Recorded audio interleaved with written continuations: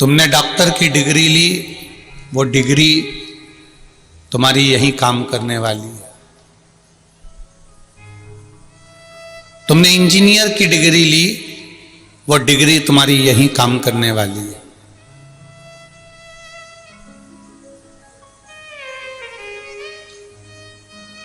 तुम कोई SP, collector, SDM, DSP जो भी तुम बनना चाहते थे, ये सारी डिग्रियां तुम्हारी केवल यही काम करने वाली है।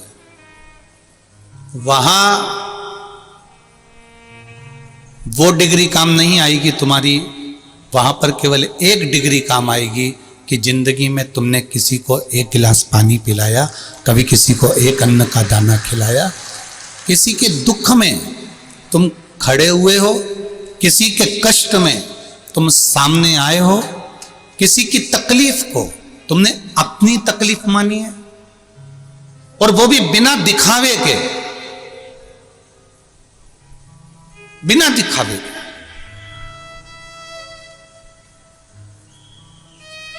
दिखावे से छूटकर अगर हमने कुछ किया है, दिखावे से छूटकर यदि हमने कुछ दिया है, तो ये मानकर चलना कि वो तुम्हारी दी हुई डिग्री वहां काम आएगी, वहां पर अपने को अपना जीवन संवारने के काम आएगी। ये डिग्री केवल तुम्हारे को यहां मान दे सकती है, सम्मान दे सकती है। आप डॉक्टर बन गए, इंजीनियर बन गए, कलेक्टर बन गए, एसपी बन गए, एसडीएम बन गए, मंत्री बन गए, संतरी बन गए, कलंतरी बन गए, तुम जो भी बने हो, तुम्हारी ये डिग्री केवल तुम्हें यही काम आएगी। ये डिग्री तुम्हारी वहां नहीं चलना है। वहां तो एक ही डिग्री चलती है कि मृत्यु लोक में जाकर तूने परमार्थ का कार्य क्या किया।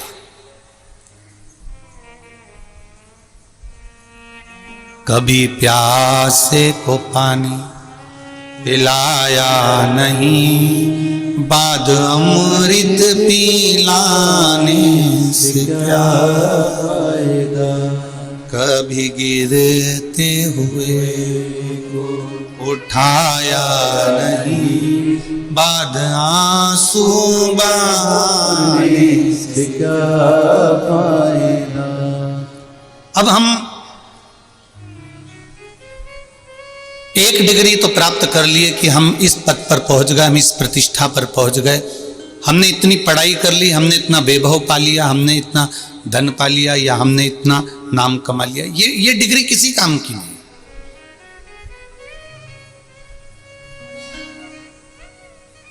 डिग्री एक मूल है।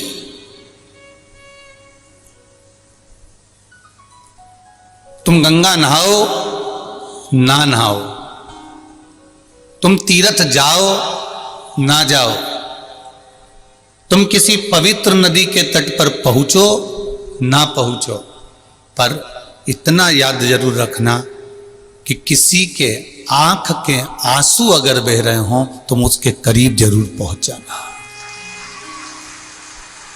उसके करीब, और वो भी बिना दिखावे के, बिना दिखावे। शिव कथा कह रही है, भगवान शंकर की कथा कहती है, सबको दिखावा प्रिय लगता होगा, पर मेरे महादेव को कोई दिखावा प्रिय नहीं है। मेरे शंभू को कोई दिखावा नहीं चाहिए। मेरे शंकर भगवान पर एक लोटा जल चढ़ाना, पर छल से मत चढ़ाना। एक लोटा जल भी आप अगर महादेव को दे रहे हो, मेरे शंकर भगवान को चढ़ा रहे हो, मेरे शिव बाबा को समर्पित कर रहे हो, तो ये विचार कर कर मत चढ़ाना कि मैंने जल चढ़ाया है तो मुझे ये मिलेगा, मैंने जल चढ़ाया है तो मुझे ये प्राप्त होगा, मैंने शंकर जी को जल चढ़ाया है तो ये मुझे मिल जाएगा, शंकर जी को जल चढ़ाया तो मुझे ये प्राप्त हो जाएगा। ना ना, आप तो केवल शिव के द्वार तक जाओ, आप केवल भगवान शंकर की चौखट तक जाओ, आप केवल शिव की चौखट तक पहुंच जाओ। उसके बाद ये विचार करना छोड़ दो कि मैंने भगवान से ये मांगा है। भगवान से ये कहना कि जो मेरे हित का हो तू मुझे वो देना, मैं कितना भी जिद्दी बन जाऊं पर मेरे हित का मत देना, जो तेरी कृपा से मिल जाए और जो मेरे हित के लिए हो वो मुझे प्रदान करना। कल की कथा में था वो एमपीवी में उसकी नौकरी लग गई, विद्युत विभाग में उसका सिलेक्शन हो गया। रो रहा है कि सिलेक्शन होने के बाद भी मेरा ज्वाइनिंग लेटर नहीं आया। आपने कुछ मांगा और आपका काम नहीं हुआ, अटक गया, तो तुम्हें दुख होता है, कष्ट होता है। अब मैं मंदिर नहीं जाऊंगी, अब मैं भगवान के दरवाजे पर नहीं जाऊंगी, अब मुझे मंदिर से कोई मतलब नहीं, क्योंकि भगवान ने मेरी नहीं सुनी, भगवान मेरी सुन नहीं रहा, अब मैं मंदिर नहीं जाऊंगी। भटक गए। एक पशुपति व्रत तुमने किया, एक बार पशुपति का व्रत करा, एक बार शंकर जी की चौखट पर गए, 2-4 महीने शंकर जी को जल चढ़ा दिया, 2-4 महीने तुमने शिव जी के मंदिर में झाड़ू लगा दी, पोछा लगा दिया, और तुम सोच रही हो कि भगवान शंकर मेरा 2-3 महीने में सुन ले, बस इतनी कृपा हो जाए। एक बात आप सबसे पूछना चाहूंगा, जितने लोग यहां बैठे हैं और जितने आस्था चैनल पर कथा सुन रहे हैं, जितने फेसबुक यूट्यूब पर कथा सुन रहे हैं, आपके घर में 2 तरह के सेवक हैं, 2 तरह के नौकर हैं, आपके घर में 2 तरह के ड्राइवर हैं, गुरु के 2 तरह के शिष्य हैं, घर में 2 तरह के लोग हैं। अब जरा अच्छे से जवाब देना आप लोग। एक वो नौकर, एक वो सेवक, एक वो शिष्य, एक वो व्यक्ति जो अभी 2 महीने 3 महीने से नौकरी कर रहा है, झाड़ू लगा रहा है, पोछा लगा रहा है और लाइट वाइट सही कर रहा है या काम कर रहा है 2-3 महीने से, 4 महीने से, 5 महीने से। और एक भक्त, एक शिष्य, एक सेवक, एक नौकर, वो जिसको सेवा करते करते करते करते 6 साल बीत गए, 5 साल बीत गए, 4 साल बीत गए। अब ईमानदारी से बोलना, ये 4 महीने नौकरी करने आया और इसको पैसे की जरूरत पड़ी कि सेठ जी मुझे 50,000 रुपए दे दो, और एक वो नौकर, वो सेवक, वो शिष्य, वो व्यक्ति जो कि 10 साल से, 8 साल से, 4 साल से सेवा कर रहा था, उसको 50,000 की जरूरत पड़ी, तो तुम ये 4 महीने के पहचान वाले को 50,000 दोगे कि वो पुराना जो 8 साल हो गया उसको? किसको दोगे? जो पुराना हो गया, क्योंकि तुमने उसको परख लिया, तुमने उसका व्यवहार देख लिया, तुमने उसका नेचर देख लिया, तुमने उसको परख लिया कि इसके भरोसे में कुछ भी छोड़कर चले जाता हूं, ये संभाल लेता है, मैंने इसको कुछ भी दे दिया, इसने संभाल लिया, मैंने कुछ भी करा, इसने संभाल लिया। तुम उसको देख रहे हो, तुम उसको देख चुके हो, 8 साल, 10 साल, 4 साल, 6 साल आपने उसको परखा है, और उसको परखने के बाद अब आप उसको 50,000 रुपए देने को तैयार हो गए। एक 4 महीने का, 6 महीने का, 3 महीने का, 8 महीने का, 15 महीने का, बस इसको तुमने देखा और इसको 50,000 रुपए तुमने नहीं दिए, क्योंकि तुम्हें मालूम है ये तो अभी आया है, अभी तो काम करना चालू करा, अभी ऐसे में इसको 50,000 कैसे दे सकता हूं। उसी तरह जैसे पुरानी सेवा करने वाले को, ड्राइवर को, नौकर को, चाकर को, सेवक को, शिष्य को, भक्त को आप तुरंत निकाल कर दे देते हो और नए को थोड़ा सोच समझ कर देते हो, उसी तरह शिव की जो भक्ति है, तुम जितनी करते चले जाओगे, करते चले जाओगे, करते चले जाओगे, उतना वो देते चले जाएगा, उतना वो प्रदान करते चले जाएगा, उतना वो देते चले जाएगा। हम 2-3 महीने सेवा करने के बाद में ये विचार कर लेते हैं कि अभी तक तो भगवान ने हमारा सुना ही नहीं। हम 2-3 महीने सेवा करने के बाद ये विचार कर लेते हैं कि भगवान तो हमको सुन ही नहीं रहा, भगवान तो हमारी सुनता ही नहीं। पर शिव महापुराण की कथा कहती है, दिल से किया गया भजन, भगवान की भक्ति जो हृदय से करी जाती है, दिल से करी जाती है, मन से, चित्त से, वृत्ति से करी जाती है, शिव कथा कह रही है। भगवान शिव की भक्ति जो दिल से करी जाती है, मन से करी जाती है, चित्त से करी जाती है, शिव कथा कह रही है।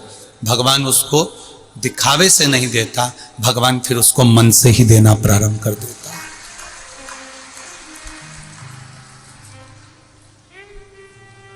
मेरे भोले तेरी नौकरी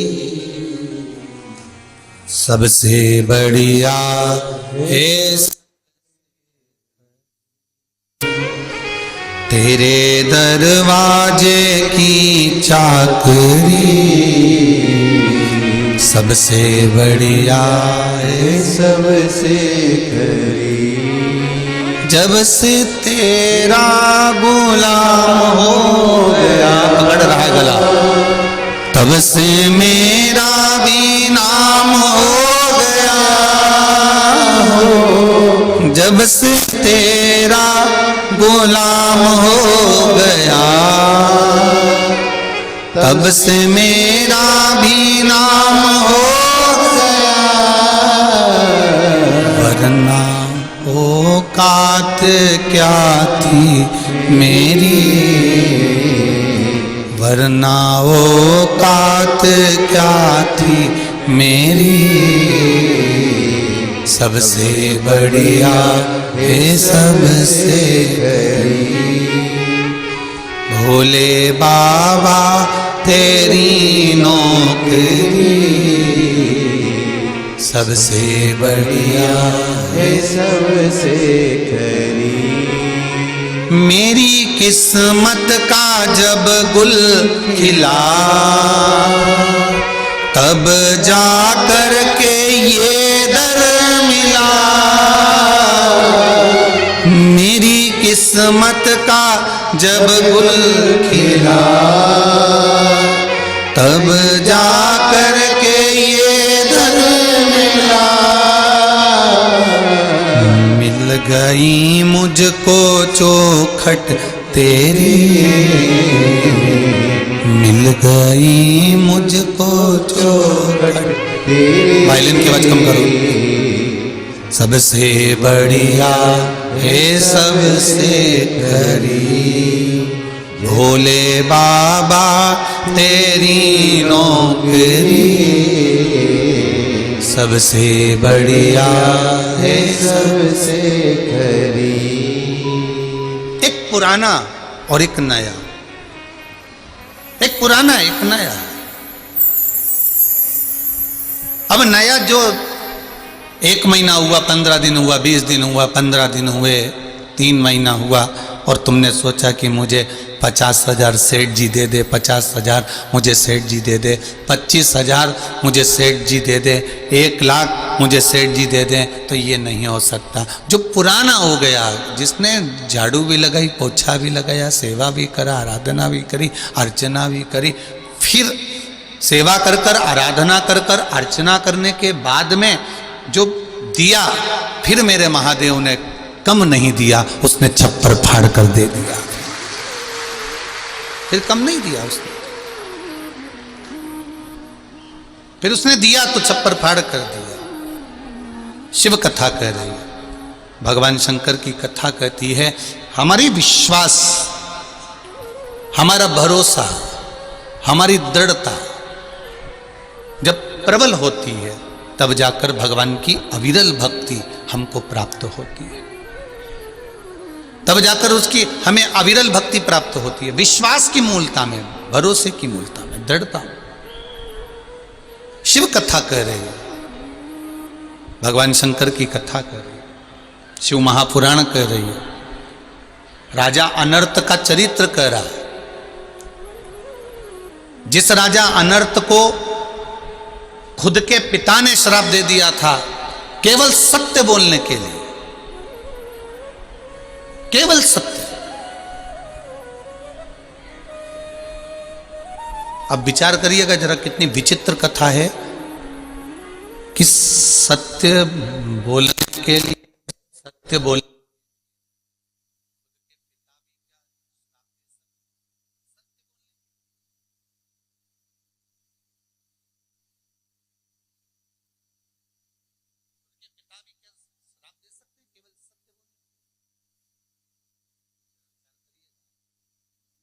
स्मरण करिएगा थोड़ा सा।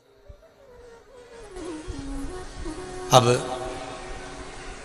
राजा अनर्त के जो पिताजी थे, एक बार सभा में बैठे हुए थे, और सभा में बैठे हुए राजा अनर्त के पिताजी ने कह दिया था कि ये पूरी सृष्टि सब कुछ मेरा, कह दिया। और ये सारी सृष्टि मेरी है। दक्षिण का राज्य में इसको देता हूं, पश्चिम का राज्य में इसको देता हूं, पूरब का राज्य में इसको देता हूं, उत्तर का राज्य में इसको देता हूं। राजा अनर्त के पिताजी वो अपनी सृष्टि को, अपनी पृथ्वी को बांटने लगे और ये कहकर बांटने लगे कि ये मेरी। वहीं पर सारे भाई तो कुछ नहीं बोले क्योंकि उनको राज मिल गया, सत्ता मिल गई कि दक्षिण का राज्य में मिल गया, पूरब का राज्य इनको मिल गया, पश्चिम का राज्य इनको मिल गया। पर केवल एक, और वो थे राजा अनर्त। केवल एक जो थे, केवल राजा अनर्त। और राजा अनर्त ने तुरंत सभा में खड़े होकर कह दिया, पिताजी आप कह रहे हो कि ये पृथ्वी आपकी है, आपने उत्तर का राज्य इनको दे दिया, दक्षिण का राज्य इनको दे दिया, पूरब का राज्य इनको दे दिया, पश्चिम का राज्य इनको दे दिया। पर राजा अनर्त कहते हैं, पिताजी मेरे दिल का मन से, मेरे हृदय से, मेरे चित्त से, मेरे मन से, मेरे दिल से आज मैं कह रहा हूं कि ये पृथ्वी भले आपकी हो पर चलाने वाला तो मेरा देवाधिदेव महादेव ही है।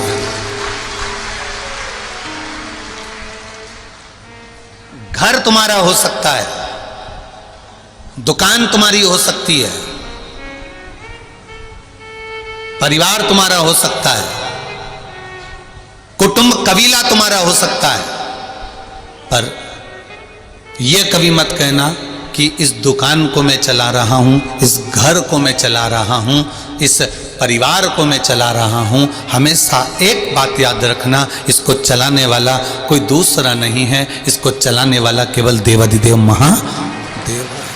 अकाल मृत्यु वो मरे जो काम करे चंडाल का, काल उसका क्या बिगाड़े जो भक्त हो महाकाल का। जो शिव का उपासक होता है, भगवान शंकर की अविरल भक्ति में डूबने वाला होता है, शिव उपासना में डूबने वाला होता है, वो ये जानता है कि ये मैं नहीं चला रहा, ये चलाने वाला तो मेरा परमात्मा है, ये चलाने वाला तो मेरा देवाधिदेव महादेव है। हर पल, हर घड़ी, हर क्षण आपके चित्तवृत्ति में, आपके स्मरण में रहना चाहिए कि वो चला रहा है, आपकी चित्तवृत्ति में रहना चाहिए। और सरल भाषा में समझ लो आज की कथा को। आज कौन से दिन की कथा है? 5वें दिन की। कल की कथा और परसों की कथा। कल कथा का समय तो यही रहेगा 1 बजे से 4 बजे तक। परसों भी कथा का समय यही रहेगा टीवी पर 1 बजे से 4 बजे तक टीवी पर परसों का जो कथा का समय यहाँ पर होगा वो सुबह 9 बजे से 12 बजे तक रहेगा। पंडाल में कुबेरेश्वर धाम पर जो कथा का समय रहेगा वह सुबह परसों के दिन, विराम वाले दिन, विश्राम वाले दिन सुबह 9 बजे से 12 बजे तक। अब थोड़ा ध्यान से सुनना। घर तुम्हारा है, मकान तुम्हारा है, जमीन तुम्हारी है, जायदाद तुम्हारी है, परिवार तुम्हारा है, कुटुंब तुम्हारा है, पर चलाने वाले तुम नहीं, चलाने वाला मेरा देवाधिदेव महादेव। उस पर तुम्हारी दृष्टि होना चाहिए।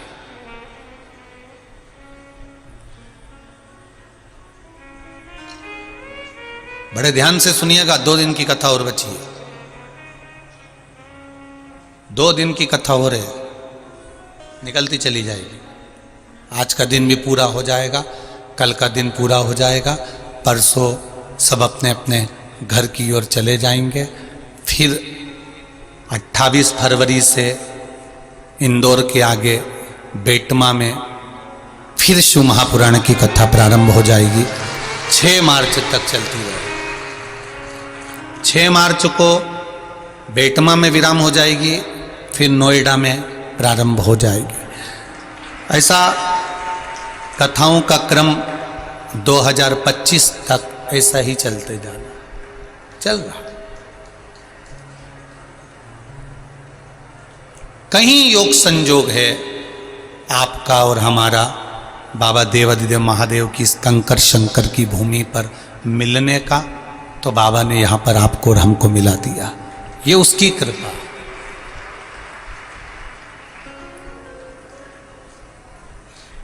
ये उसकी करुणा, ये उसकी उदारता है। और उसी की कृपा से ये पावन अपन शिव महापुराण की कथा को सुन रहे हैं। आज अगर ये कुबेरेश्वर धाम कंकर शंकर की भूमि नहीं होती तो शायद हम भी शिव महापुराण की कथा ना तो यहाँ बाच रहे होते और ना आप यहाँ सुन रहे होते। ये उसकी उदारता, उसकी कृपा से अपन लोग यहाँ बैठे। कौन बैठा?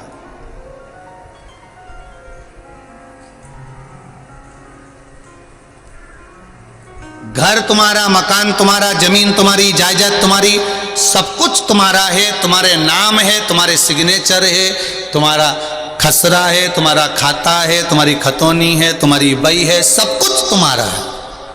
पर चलाने वाले तुम नहीं हो, चलाने वाला मेरा देवाधिदेव महादेव। ये सैनिक लोग, पुलिस वाले, गार्ड, ये सब जो बंदूक रखते हैं ना, देखिए तुमने कि नहीं देखी? ये बंदूक जो रखते हैं ना, तो ये बंदूक हमेशा कंधे पे जब टांग के रखते हैं तो बंदूक की जो नली का मुंह होता है ऊपर होता है। तो किसी पुलिस वाले से, किसी गार्ड से ये पूछना कि इसको सीधी क्यों नहीं रखते रे, इसको एसी क्यों नहीं रखते, एसी क्यों नहीं रखते, एसी क्यों नहीं रखते, नीचे क्यों नहीं रखते, इसको हमेशा ऊपर क्यों रखते हैं? तो क्योंकि पुलिस वाले को भी मालूम है कि ऊपर चल भी जाएगी तो वो चला देगा। अगर ऊपर चल भी गई तो वो चला देगा, हम जानते हैं। पर इधर उधर चल गई तो कोई चलने नहीं देगा। ये उनका विश्वास देखो कि नली का मुंह भी ऊपर है, कि वो बैठा है, वो संभाल रहा है। इस बंदूक की गोली को भी वो संभाल रहा है, सारे इशारे को वो संभाल रहा है। तो बंदूक भी हमें इशारा करके बताती है कि मैं बंदूक, मेरे पास कारतूस होने के बाद भी मैं उसकी शरणागति में दिन भर टंगी रहती हूं कंधे पर। तो तुम भी उसके भरोसे पर क्यों नहीं टंगे रहते? मैं बंदूक होकर मेरे पास कारतूस है, मेरे पास गोलियां हैं, फिर भी मैं ऐसी नहीं रहती, मैं उसके भरोसे पर रहती हूं, उसके भरोसे पर। आसमान में बंदूक की नली का मुख होता है कि वो संभाल रहा है। वो विश्वास तुम्हारे भीतर होना चाहिए।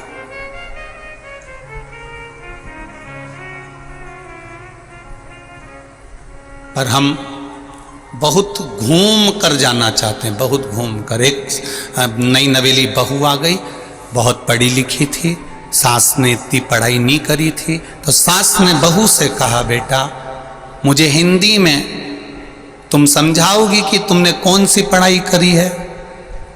अंग्रेजी में मत समझाना, मुझे हिंदी में समझाओ। अब बहू भी चक्कर खाने लगी कि मेरी सास को मैं हिंदी में कैसे समझाऊं। फिर भी उसने समझाया, क्योंकि वो भी किसी अच्छी गुरु की चेली थी, तो उसने समझा दिया। मम्मी, नेत्र नेत्र चाय, मैंने पढ़ाई करी है। कौन सी करी है? नेत्र नेत्र चाय। तो छोरा वहीं बैठा था, बेटा, तो माँ ने बेटे से पूछ लिया, ये कौन सी पढ़ाई है रे छोरा? तो कि मम्मी IIT, इसने IIT करी है। IIT, नेत्र नेत्र चाय, इसने पढ़ा है। पहुंचे वही है, पर घूम कर पहुंचे, घूम कर जाना है। हमारी भी आदत है, जाना सबको वही है। 4 बांस, 4 कंधे और 40 कंडे तो कोई भी दे देगा, वो भी आ जाएगा देने। जाना वही है, उसी की चौखट पर जाना है, उसी के दरवाजे पर जाना है, उसी के पास जाना है, उसी के करीब जाना है हमको। और सब उसके पास छोड़ने के बाद सब एकदम फ्री हो जाते, एकदम फ्री। जब तक हम उस महादेव के पास नहीं पहुंचते तब तक सबको हमारी चिंता रहती है। जब हम महादेव के पास पहुंच जाते हैं, शंकर जी के करीब में पहुंच जाते हैं, तब हमारी चिंता कोई नहीं करता। तुम ईमानदारी से बोलना, जब तक जिंदा हो तब तक सोचेंगे मम्मी नहीं आई, काका जी नहीं आया, फूफा जी नहीं आया, मामा जी नहीं आया, जजमान नहीं आया, पंडित जी नहीं आया, जीजी बाई नहीं आई, काका जी नहीं आया। जब तक जिंदा हो तब तक तुम्हें लगता है कि उसको हर पल याद करते रहते हो, हर पल स्मरण करते रहते हो, हर पल उसकी याद तुम्हें सताती रहती है। कब तक? जब तक वो जिंदा है। और जैसे ही वो मर गया, ले जाकर उसको शमशान में छोड़ दिया, शिव के द्वार पर ले जाकर जब छोड़ दिया, शंकर की चौखट पर ले जाकर जब छोड़ दिया, तब तुम एकदम फ्री हो गए। फिर किसी ने याद नहीं करा, कोई नहीं कहता कि वो काका जी कहाँ गया, वो व्यक्ति कहाँ गया, फिर किसी ने याद नहीं किया।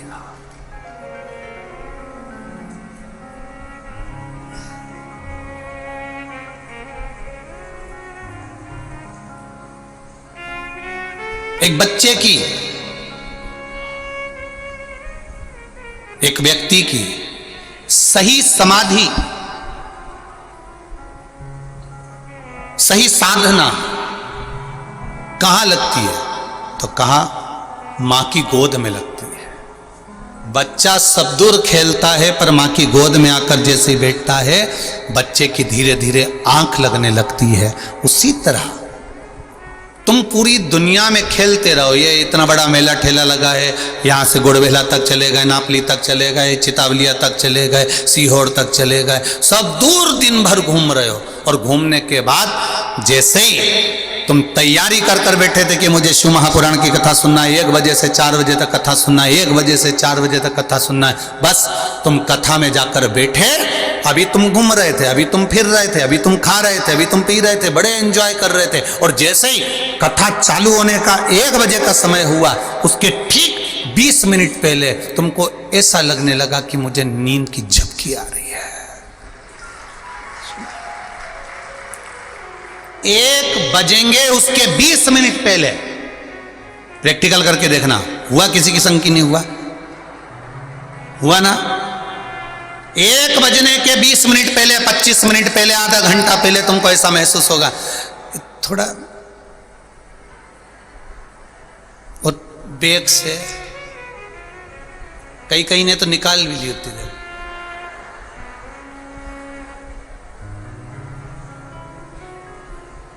फिर टीवी पर उसने एलईडी में देखा, अभी तो मूंछ वाला ही बोल रहा है। फिर इतना में फिर ध्यान दिया कि अब कथा चालू हुई, फिर झटका गया। अब सही बैठी ने थोड़ा सा पानी भी पिया, और ज़्यादा नींद सताए तो फिर बैग में से निकाल के बिस्कुट भी खा गई। उसका कोई भरोसा नहीं। अब उसकी चित्त वृत्ति है। अब विचार करना, इतनी देर से नींद आ रही थी क्या? बोलो बोलो, जम के बोलो। नहीं आ रही थी। रात को 11-11, 12 बजे तक नींद नहीं आए, भजन गाए, चिल्लाए, घूमे फिरे, इंतजार में बैठी रहे कोई आने वाला है। तुम सब समझदार हो गए हो रे, पक्का है।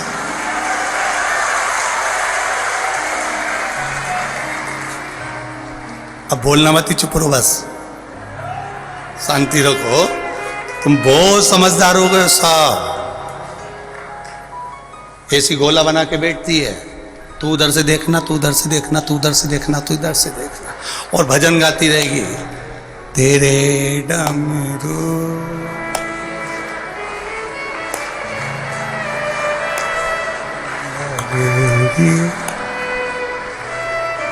जो भजन गाती गाती बाजू वाली के कोनी मार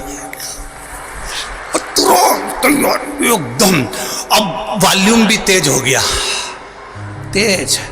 इतने में भोलानाथ आया, बाजू में बैठा, पानी पिया और तुम्हें भी पानी पिला के। शिव तत्वाचार शंभो। अब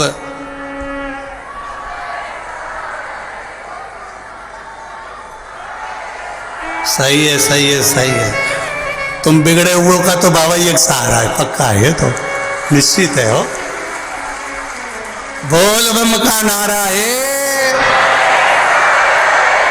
बस उसकी शरणागति। अब नींद नहीं आ रही, रात रात को 12-12 1-1 बजे तक नहीं आए, पर कथा चालू हो उसके 20 मिनट पहले, आधा घंटा पहले, जितने आस्था चैनल पर सुन रहे हो, जितने फेसबुक पर सुन रहे हो, तुमसे भी कहूंगा, तुम्हारा भी अनुभव होगा। तुम्हें ऐसे नींद नहीं आएगी, पर कथा चालू होने के आधे घंटे पहले थोड़ी सी झपकी, थोड़ी सी ललकता नींद की जरूर आएगी। क्यों? क्योंकि बच्चा सब दूर घूमता है, पर माँ और पिता की गोद में बच्चा चैन से बैठा रहता है, आनंद में बैठा रहता है, निर्भय हो जाता है। उस बच्चे को फिर चिंता नहीं रहती, उस बच्चे को फिर टेंशन नहीं रहता। क्यों? क्योंकि मैं माँ की गोद में सो रहा हूं, मैं पिता की गोद में सो रहा हूं। उसी तरह कथा चालू होने के पहले तुम मेरे परमात्मा की गोद में बैठना चाहते हो, और जैसे ही गोद में बैठते हो वैसे ही महादेव तुम्हें हृदय से लगाता है, तो अपने आप उससे मिलन हो जाता है, अपने आप उससे मिलन की ओर बढ़ जाते हैं हम, उससे हमारे मिलन की आसक्ति बढ़ जाती है। वो मिल रहा है।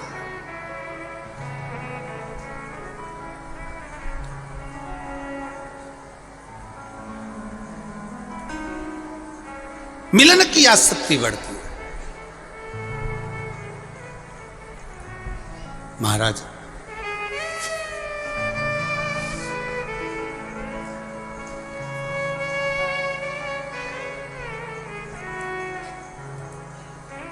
शिव तत्व को जानना, भगवान शंकर को पहचानना बड़ा कठिन है, बहुत कठिन। राजा अनर्त ने अपने पिताजी से कह दिया था कि यह पूरी सृष्टि आपकी हो सकती है, पूरी पृथ्वी आपकी हो सकती है, पर चलाने वाला मेरा महादेव है, चलाने वाला मेरा नारायण है, चलाने वाला मेरा राम और कृष्ण है, चलाने वाले आप नहीं हैं। व्यक्ति जब तक अपना घर चला लेता है, जब तक उसके भीतर श्वास होती है, धड़कन होती है, श्वास चलती रहती है। जब श्वास ही नहीं रहेगी तो क्या क्या चलाएगा? तो चलाएगा कैसे? जिस दिन उसने ये जान लिया कि मैं नहीं चला रहा हूं, चलाने वाला तो कोई और है, प्रभु आपकी कृपा से सब काम हो रहा है, करते हो मेरे बाबा, मेरा नाम हो रहा है। जिस दिन तुम समझ गए कि मैं नहीं चला रहा हूं, उस दिन फिर तुम्हें कुछ सूझेगा नहीं, फिर तो केवल एक ही है, केवल एक।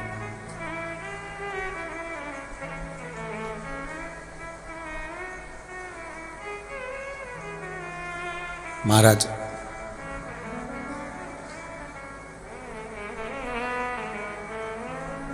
जिस रोग को दवाई से ठीक करा जा सकता है, तो डॉक्टर उसको दवाई से ठीक करने का प्रयास करता है, और जो रोग दवाई से ठीक नहीं हो पाता, फिर उसको डॉक्टर ऑपरेशन करने का बोल देता है कि भैया ये ठीक नहीं हो रहा है, इसका तो ऑपरेशन करना पड़ेगा। अब दवाई खाने में तकलीफ नहीं है, पर ऑपरेशन कराने में तकलीफ है। दवाई से अगर ठीक हो गए तो ठीक है, नहीं तो डॉक्टर ऑपरेशन करेगा। ऑपरेशन करेगा तो कहीं नस कटेगी, कहीं चमड़ी कटेगी, कहीं कुछ कट रहा है, और कष्ट बहुत लंबे समय का भोगना पड़ सकता है। इसलिए डॉक्टर दवाई से ठीक करना चाहता है। हमारे यहाँ भी शिव महापुराण की कथा और गरुण पुराण की कथा यही कहती है कि 84 लाख योनियों में जो तुम कर आए हो, जो पूर्व में तुम कर कर आए हो। परमात्मा कहता है कि मृत्यु लोक में ये मनुष्य की जो देह दी है, ये मनुष्य की देह भगवान का भजन करने के लिए दी है। भजन मतलब दवाई खा लो और रोग मिटा लो। अपने जीवन के जो 84 लाख योनियों में कर कर आए हो, उसको काटने का समय ये मनुष्य की देह भजन करने को मिली है। और जो भजन के बल पर इस रोग को नहीं समाप्त कर सकता, हमारे पूर्व के कर्म को समाप्त नहीं कर सकता, फिर भगवान ऑपरेशन करने की सोचता है, फिर भगवान इसको 84 लाख जन्म वापिस देने की सोचता है। भगवान भी नहीं चाहता कि तुम्हें बार बार जन्म दे। भगवान की बिल्कुल मर्जी नहीं है कि तुम्हें बार बार जन्म दिया जाए। वो तो तुम भजन नहीं करते हो ना। एक लोटा जल देवादिदेव महादेव को नहीं चढ़ाते हो, शंकर की चौखट पर नहीं जाते हो, शिव के द्वार तक नहीं जाते हो, शिव भक्ति में नहीं लगते हो, इसलिए भगवान बार बार जन्म देता है। बार बार जन्म, पुनरपि जननम पुनरपि मरणम, ये जगत गुरु शंकराचार्य जी कहते हैं। फिर जन्म, फिर मृत्यु, फिर जन्म, फिर मृत्यु।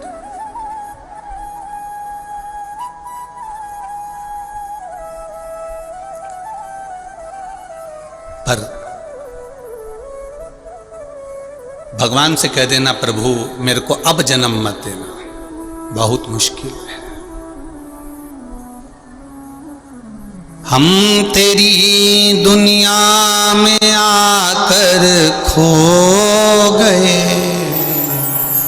कर ना पाए हरि भजन और सो गए, कर ना पाए हरि भजन और सो। हम संसार सागर में आने के बाद, मृत्यु लोक में आने के बाद फिर फंस गए। हम तेरा भजन नहीं कर पाए, हम तेरा स्मरण नहीं कर पाए, हम तेरा कीर्तन नहीं कर पाए, हम तेरा मंत्र जाप नहीं कर पाए, हम तेरा नाम जाप नहीं कर पाए, हम शिव भक्ति में नहीं डूब पाए।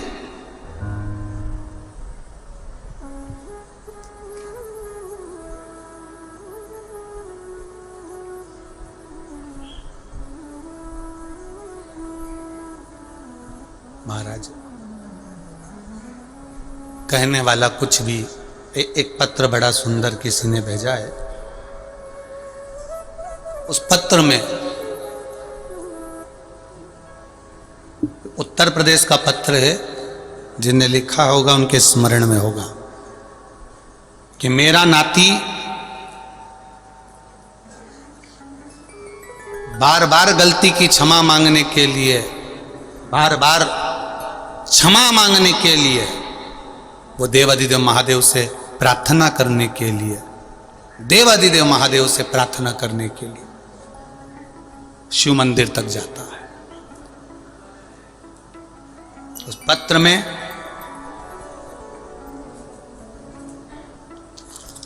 हम उस पत्र को टीवी पे नहीं दिखाएंगे, बस नाम पढ़ देंगे और उसमें बहुत सारी बातें उन्होंने अपने हृदय की भी लिखी हो।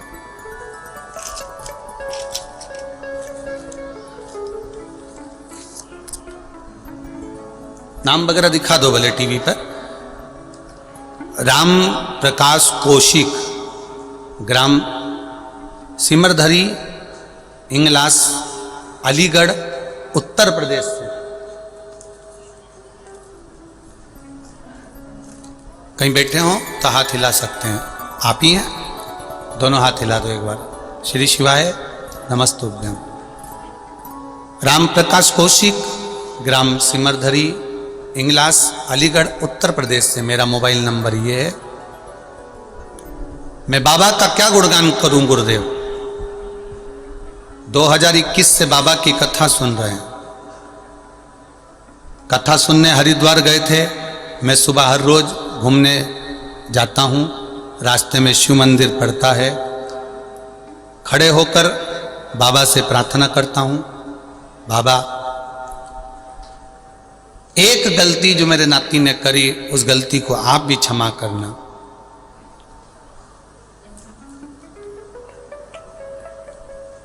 उस गलती के कारण उसको कष्ट हो रहा है, पर आप क्षमा करोगे ये निश्चित है, आप कृपा करोगे निश्चित है।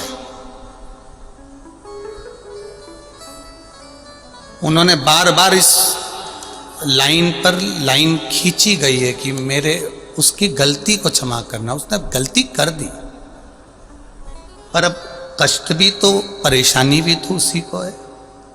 हम यहाँ बाबा से यही प्रार्थना करने आए। बाबा,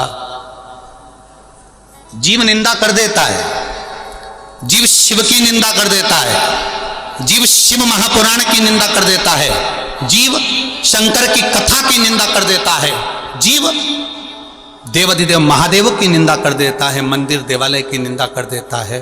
पर उस जीव को जब फिर कष्ट का अनुभव होता है तब आखिरी में विचार करता है कि वो कष्ट क्यों हुआ। बाबा, मैं बाबा को नमन करने के लिए आया हूं कि जो नाती इतना कष्ट में हो गया था और बाबा की कृपा से जब कुबरेश्वर धाम का स्मरण कर कर कथा को सुनकर एक लोटा जल शिव को चढ़ाना प्रारंभ करा, तब बाबा ने उसको क्षमा कर दिया और बाबा ने फिर उसका हाथ पकड़ लिया। ये शिव तत्व है। बैठो बाबा जी, बैठो माता जी, बैठ जाइए। श्री शिवाय नमस्ते, बैठिए। ये शिव तत्व है हमारा।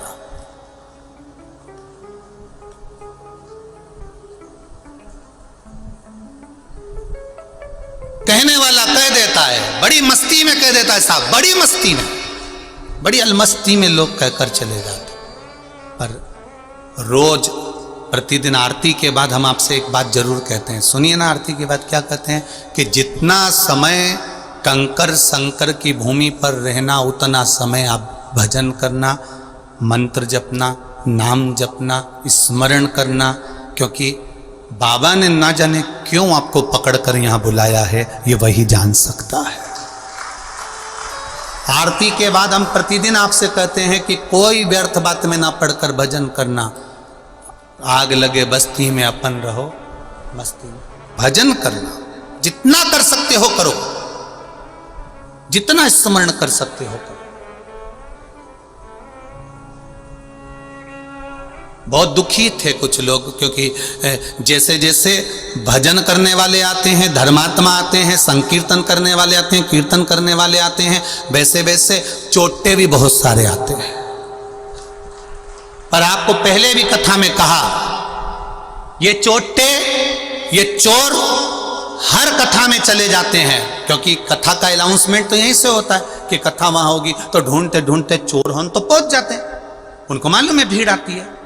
पर ये चोर इतनी चेन, इतने मंगलसूत्र, इतने मोबाइल, इतने पर्स चुराने के बाद भी आज भी चोटे की चोटे ही है। आज भी इनका प्रमोशन नहीं हुआ, आज भी ये चोर की चोर है। और आपका अगर एक बैग चले भी गया, एक हैंडसेट चले भी गया, आप रो भी लिए, एक चेन गई भी सरी, परंतु मेरे बाबा ने पहले अगर 5 ग्राम की गई तो मेरे बाबा ने 10 ग्राम की बनवा कर तेरे गले में डाल दी। और वो चोर का प्रमोशन नहीं हो पाया, वो चोटा की चोटा ही दिया, वो जिंदगी भर वैसे ही रहे।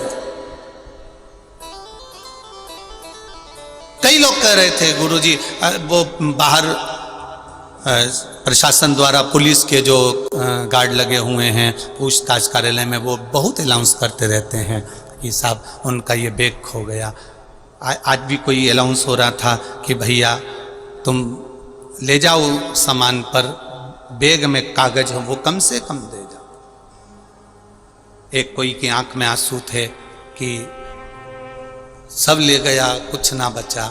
मेरा आपसे निवेदन है, जितने भी लोग इस पावन भूमि पर कथा सुनने के लिए आए हैं, जिसके पास में टिकट नहीं हो, टिकट का पैसा नहीं हो, ओढ़ने का कम्बल नहीं हो, तन पे पहनने की साड़ी नहीं हो, पैंट शर्ट नहीं हो, घबराना मती, कार्यालय पर जाकर लिखा देना, तुम्हारा टिकट भी हम कराएंगे, कम्बल भी बाबा देगा और कपड़े भी बाबा देकर भेजेगा। 1000 हो, 10,000 हो, 20,000 हो, कितने भी, अगर तुम्हारे पास में जाने का भी टिकट नहीं हो और अगर कोई ले गया हो तो चिंता मत करना, तुम्हारा बाप, तुम्हारा पिताजी कुबेर भंडारी, ये महादेव बैठा हुआ है। तुम इस विचार में रहना कि तुम अपने मायके आई हो, ये मायका है तुम्हारा कुबेरेश्वर महादेव। तुम अपने मायके में आई हो और जहां पिता रहता है वहां फिर कोई गम नहीं रहता, कोई चिंता नहीं रहती। ओढ़ने का कम्बल भी नहीं हो ट्रेन में जाने के समय पर, और अगर ट्रेन में जाने के लिए तुम्हारे पास कपड़े नहीं हो, सामान नहीं हो, चिंता मत करना, बस कार्यालय पर जाकर बोल देना कि हम इस वहाँ से आए थे और हमारा टिकट नहीं है। हमारा कोई भी सदस्य यहाँ से कथा पूरी होगी 22 तारीख को, हम 23 तारीख से यही करेंगे, आपको भोपाल रेलवे स्टेशन पर भेजकर आपका टिकट दिलवाकर आपको ट्रेन में बिठवाकर आपके गांव भेज देंगे। चिंता नहीं करना, चोर लेकर गया है ना, उसको ले जाने दो, उसकी चिंता नहीं है अपने, पर विश्वास रखना मेरे देवाधिदेव महादेव पर। चिंता कर कर बिल्कुल आंख में आंसू भरकर मत जाना, बहुत खुश होकर जाना मेरे बाबा के दरवाजे से, तो वो खुश होकर वापस बुला लेगा अपने दरवाजे पर। प्रसन्नता में जाना, प्रसन्नता में। और दुनिया के लोग कुछ भी कहें, कुछ भी बोले, आप शिव के तत्व को जानो। बहुत मुश्किल से, बहुत मुश्किल से, बहुत मुश्किल से ये शिव महापुराण की कथा मिलती है भाई। हजारों हजारों जन्म निकल जाते हैं, तब कहीं इस पुराण के सामने और कुबेर भंडारी के सामने बैठने का मौका मिलता है। बहुत।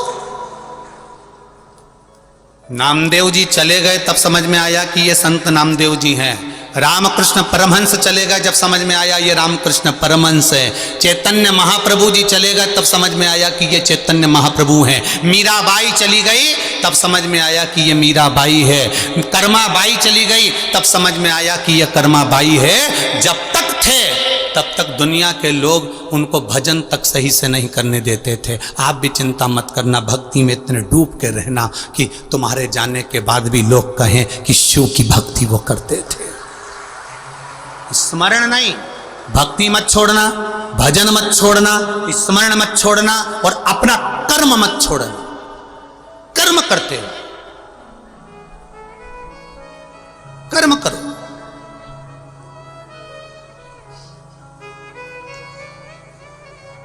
ये समिति आपका 100 रुपए का, 200 रुपए का, 300 रुपए का, 500 रुपए का टिकट बनवाकर तुमको भेज भी देगी। और ये समिति तुमको विश्वास के साथ तुम्हारे घर भेज भी देगी। और मेरा विश्वास कहता है कि दूसरी बार हम तो 200, 500, 1000 का टिकट बनाकर भेज देंगे, पर मेरा विश्वास कहता है कि तुम्हें एक प्रेरणा मिल जाएगी। तुम भी जब अगली बार आओगे तो ये बाबा के धाम में ऐसा लुटा कर जाओगे कि यहीं से मैं वहां तक पहुंची थी। जिनका सत्य में अगर उनके पास में 1 रुपया भी नहीं हो, हकीकत में अगर उनके पास में 1 रुपया भी नहीं, जाने का भी पैसा नहीं, तो चिंता मत करना। अगर थोड़ा बहुत हो तो अपने पैसे से जाना, नहीं हो तो बाबा के धाम में आए हो, बाबा से कहकर करवाना, वो है संभालेगा।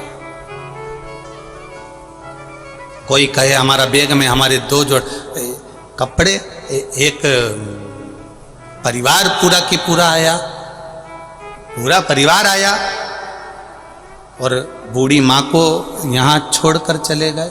हम बूढ़ी माँ रो रही है, हमने उनसे कहा माँ तू खूब प्रेम से भोजन कर, खूब प्रेम से रह। एक बिहार की माता यहाँ आई हुई है, उस बिहार की माता से हमने कह दिया कि इन माता को आप संभालना 6 दिन, 7वें दिन 22 तारीख को इनको हमारे कुबेर भंडारी के पास में छोड़ना, फिर हम इनको आराम से इनके घर तक छोड़ कर आएंगे। ऐसा भाव होना चाहिए, ऐसी निर्मलता हो, हृदय चित्त हो आप।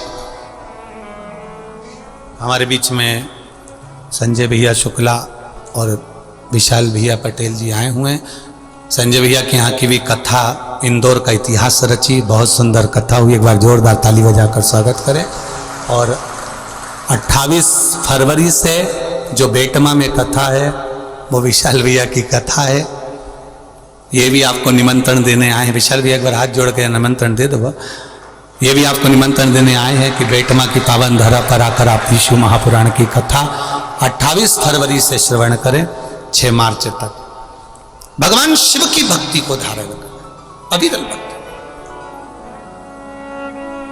और जब शिव तत्व को आप चिंता कर कर नहीं, भजन कर कर अपना जीवन निकालो।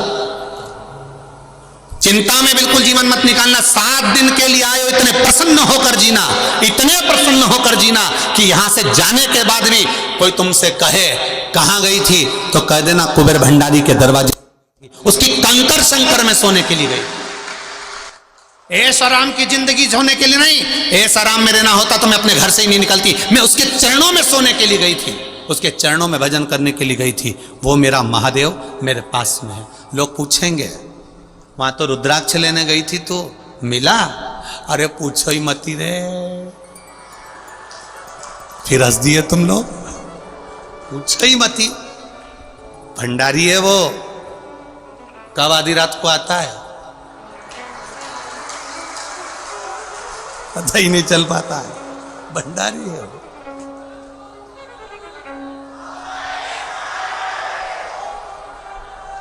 उसकी कृपा, उसकी उदारता, उसकी दया,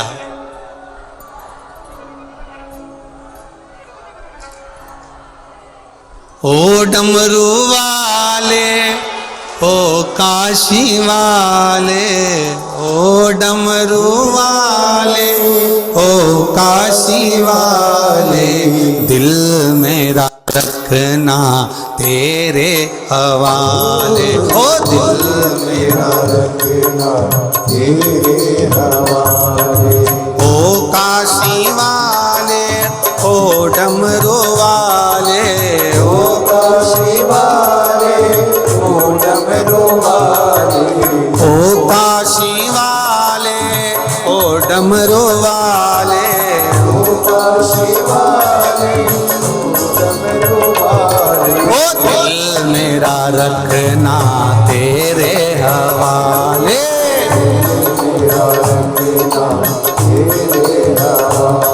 ओ दिल मेरा रखना तेरे हवाले।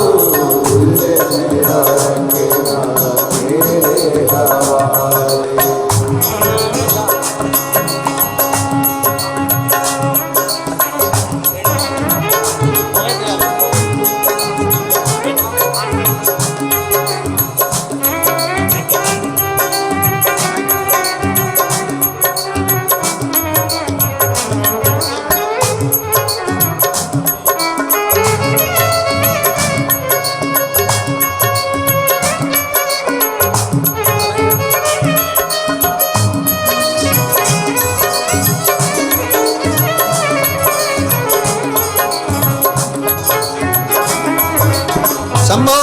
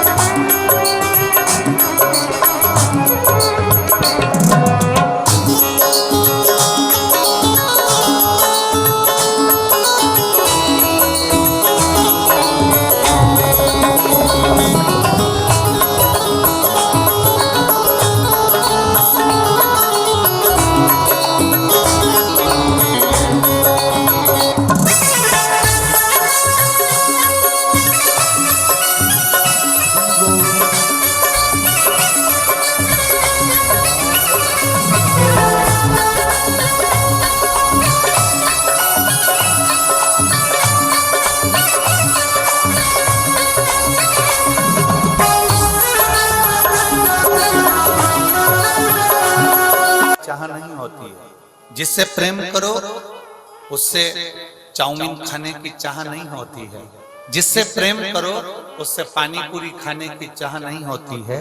जिससे प्रेम करो उससे बस एक चाह रहती है कि थोड़ा तो समय दिया करो मुझको, आपके लिए हूं और मैं आपके लिए, थोड़ा तो समय। जिससे प्रेम होता है बस उस समय की चाह करती है। पत्नी पति से कह देती क्या ये फालतू का लफड़ा लगा कर रखा है, दिन भर दिल्ली जाना, नोएडा जाना, यहाँ जाना, वहां जाना, वहां जाना। कम से कम हम आपसे प्रेम करते हैं, थोड़ा समय तो दिया करो। बोलो जीतियों, सही बात है कि गलत है? जम के बोलो जरा, सही है ना? एक पत्नी पति से कहती है मुझे समय दो, पति पत्नी से कहता है समय दो, पति अपने धंधे से कहता है, धंधा कहता है, बिजनेस कहता है तुम मुझे समय दो। बोलो बिजनेस कहता है कि नहीं कहता? समय दोगे तो मैं कमाई कराऊंगा, समय नहीं दोगे तो मैं कमाई। अर्थात तुम्हें बिजनेस से प्रेम करना पड़ेगा, प्रेम करोगे तो समय दोगे। सुबह 9 बजे से जाके दुकान पे बैठोगे, रात को 10 बजे तक आओगे, मतलब तुमने काम से प्रेम किया। अब तुमने काम से प्रेम किया तो काम ने तुमको धन दिया। पत्नी से तुमने प्रेम करा तो पत्नी ने भी तुमको इसने बस प्रेम की 2 बोल दिए, नहीं तो जगदम्बा रोज धड़धड़ाती थी।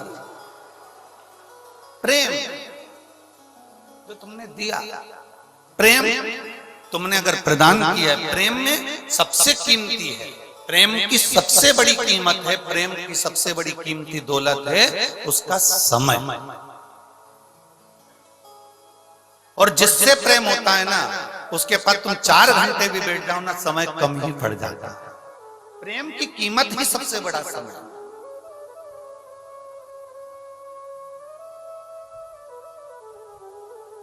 अब गुरु को क्या चाहिए?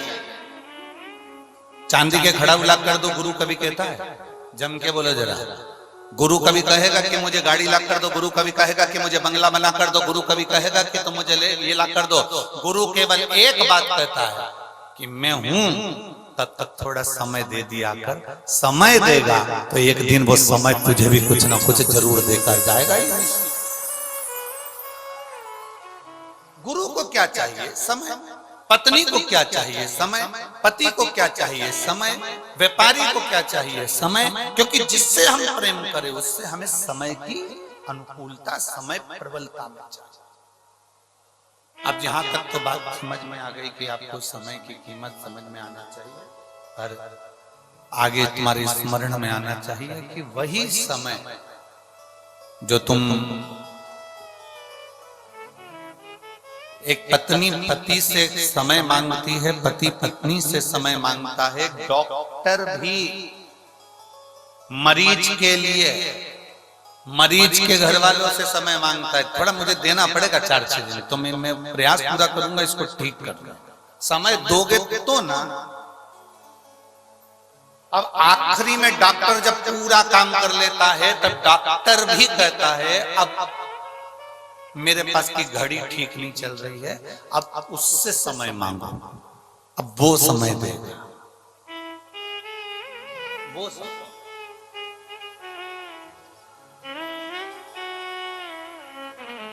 और अब उससे प्रार्थना करी, उससे निवेदन करा, उससे विनती करी, उससे चाकरी करी। तो जब हम उससे प्रार्थना करें, उससे विनती करें, तो उसने भी अपने खाते खोल कर देखा, डायरी निकाली भोलेनाथ जी ने, और डायरी निकाल कर देखा, जरा देखो तो राम बाबू को देखो, राम बाबू को इसने शंकर जी को कितना समय दिया था, देखो जरा। तो इन्होंने कहा साहब वो सिरसा में कथा चल रही थी तारा बाबा की कुटिया में, तो ये 2 घंटे पहले तो कथा में आ गया था और 3 घंटे की कथा सुनी, और 3 घंटे की कथा में भी 2-4 आधा घंटा तो इसने यूं ही निकाल दिया घूमने फिरने में। तो इसका आधा घंटा तो काट दो और बाकी का जितना समय बचा है, एक काम करो, इसने शिव की कथा में समय दिया, गुरु की सेवा में समय दिया, परमात्मा की सेवा में समय दिया, शिव पुराण में समय दिया, इसलिए इसकी अंत घड़ी में भी इसका समय बढ़ा दिया जाए, इसको समय दिया। फिर वो कल वाली बात आ गई, अंत समय प्रभु आना पड़ेगा, वचन दिया तो निभाना पड़ेगा, आए ना आए प्रभु कुटुंब कबीला, अंत समय प्रभु आना पड़ेगा, वचन न दिया तो निभाना पड़ेगा, और अंत समय प्रभु आना पड़ेगा। तुमने समय दिया तो सामने वाले ने समय।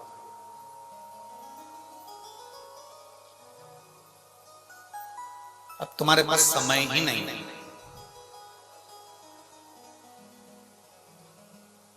कल हमें गोविंद जी सुना रहे थे,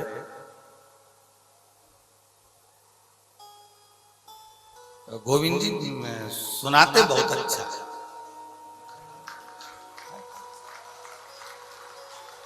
देखना गोविंद जी, हम कथाकारों पर भी कृपा करना। सुनाते बड़ा अच्छा। तो कह रहे थे गुरु जी से, एक बात सुनाऊं मैं आपको। मैंने कहा सुना। अब जो सुनाता है उसको सुनाने वाले मिल जाए तो और अच्छा है।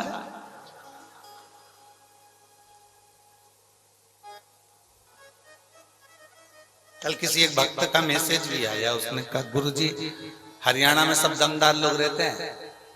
हमने कहा तुम्हें कोई मिला क्या? हमने कहा एक ही भारी। किससे मिले जाए? मिले भी तो मिले कैसे? अब वो कहने गुरु जी, एक बार बाबा जी के पास हम बैठे हुए थे और वो बोले गोपाल जी को कि गोपाल नहीं आया। तो कहा बाबा जी निकले हैं, अब आएंगे तो वो गाड़ी से चले हैं नोएडा आदि से, तो वो धीरे धीरे धीरे धीरे पहुंचेंगे। अब लंबा सफर 300 किलोमीटर का। तो गोविंद जी कह रहे थे बाबा जी बोले उसको बोलो ना कि हेलीकॉप्टर उतार लाए।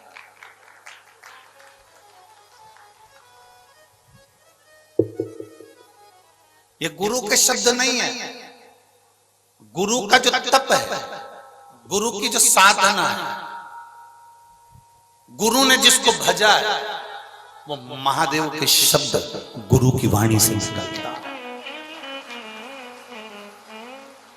वो महादेव का शब्द गुरु की वाणी से निकलता है। हमने पहले भी आपको कथा में कहा, सियोर वाला महाराज कभी शिव पुराण की कथा नहीं बांट सकता और हमारी सामर्थ्यता भी नहीं। आप लाखों की संख्या में आते हो, रात भर से नींद नहीं आई है, गोविंद जी से पूछो इनसे। और एक वो इनकी वो बेटी कहाँ गई, वो दिन भर सेवा में लगी रही, टेंट कहाँ कहाँ लगाना है, क्योंकि कल जितने पंडाल बनाए थे उसमें पांव रखने की जगह नहीं थी, एक भी पंडाल।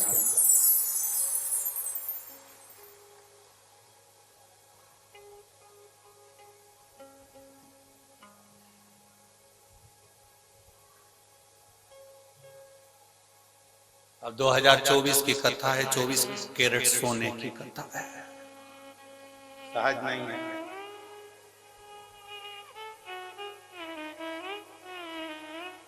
शिव तत्व शंकर को पहचानना, गुरु को पहचानना, सतगुरु को पहचानना, संत को पहचानना, भगवंत को पहचानना, माता पिता को पहचानना। गुरु के कभी शब्द नहीं है। शब्द उस परमात्मा के जो उसने जपा है, जो उसने साधना करी है, जो उसने भजा है, जिसकी वो आराधना करता है, शब्द उसके हो, गुरु के शब्द नहीं।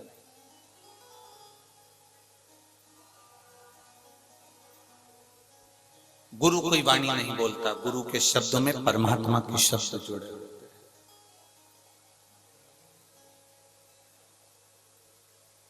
सहजता नहीं है गुरु की वाणी। आप तारा बाबा जी की कुटिया में बैठकर अगर कथा को सुन रहे हैं, शिव महापुराण की कथा को धारण कर रहे हैं। हमने एक बार पहले कथा में कहा था,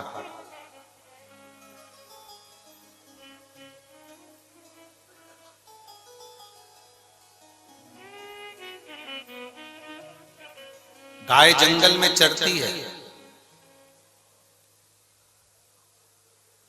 परंतु कभी गाय कहीं फंसती नहीं है। बकरी जंगल में चरती है, बकरी कहीं पर फंसती नहीं है।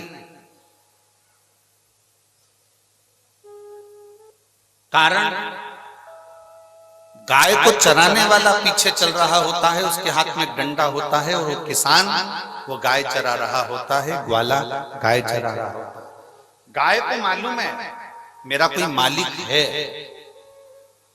गाय को मालूम है मेरा कोई सेठ है, गाय को मालूम है मेरा मालिक है, अगर मैं कहीं फंस भी गई तो मेरा मालिक मुझको जम के बोलो जरा निकाल।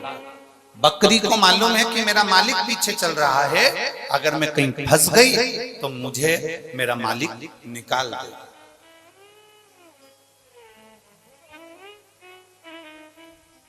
बकरी को मालूम है कि मेरा मालिक मुझे निकाल देगा, भेड़ को मालूम है कि मेरा मालिक मुझे निकाल देगा, ऊंट को मालूम है कि मेरा मालिक मुझे निकाल देगा, घोड़े को मालूम है कि मेरा मालिक मुझे निकाल देगा।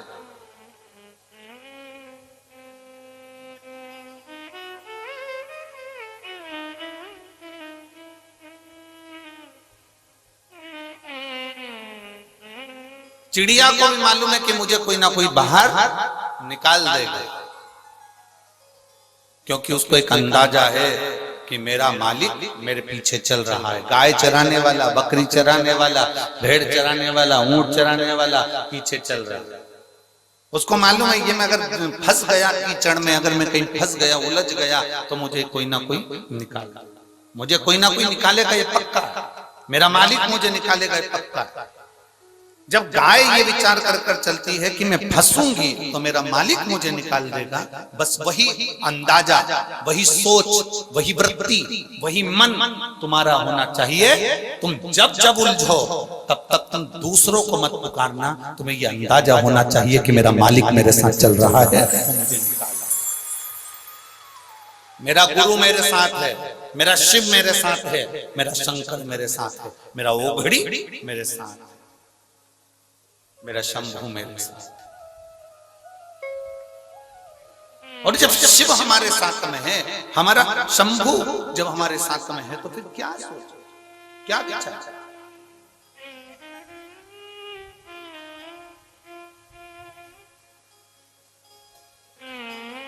बहुत अच्छा बंगला देखोगे ना तो तुम्हारे मन में एक बात जरूर आएगी, इतनी सुंदर दीवार है ना, अंदर से बंगला कितना सुंदर। जाके देखो क्या, खूब सुंदर होटल देखोगे ना तो तुम्हारे मन में बात जरूर आएगी कि कितनी सुंदर होटल है, एक बार अंदर जाके देखो क्या। बोलो बोलो सही है कि गलत। तुम्हारे मार्केट में कोई चाउमीन की दुकान खोल गई, पानी पतासे की दुकान खोल गई, मिठाई की दुकान खोल गई, मोबाइल की दुकान खोल गई, कोई कपड़े की दुकान खोल गई, बहुत सुंदर दुकान खोली, खूब अच्छा मॉल खुला, तुम्हारे मन में जरूर आएगा कि जरा एक बार मैं भी जाता तो देखो। बोलो बोलो जम के बोलो, सही है, जाकर तो देखो तो सही।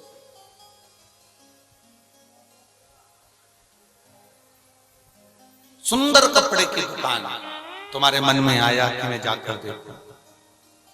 सुंदर, बहुत सुंदर बंगला बना है, जाकर देखूं कि अंदर कोई है कि नहीं। मन में उत्सुकता, अच्छा एलिवेशन देखा तो तुम्हारे मन में भाव प्रकट हो गया कि मैं अंदर जाकर देखूं। अच्छी दीवार देखी, मन में उत्सुकता जाग गई कि अंदर जाकर देखूं। अच्छा एलिवेशन, अच्छी दीवार, अच्छी चौखट, अच्छा सब कुछ अच्छा देखा तो मन में जागरूकता जागा, मैं भी जाकर। अच्छा एलिवेशन देखकर लोग आपके घर में आते हैं, अच्छी दीवार देखकर लोग आपके घर में आते हैं, अच्छा कपड़ा देखकर लोग तुम्हारी दुकान पर आते हैं, अच्छी पर्दे देखकर लोग तुम्हारी दुकान पर आते हैं, तुम्हारे घर पर आते हैं, तुम्हारी चौखट पर आते हैं।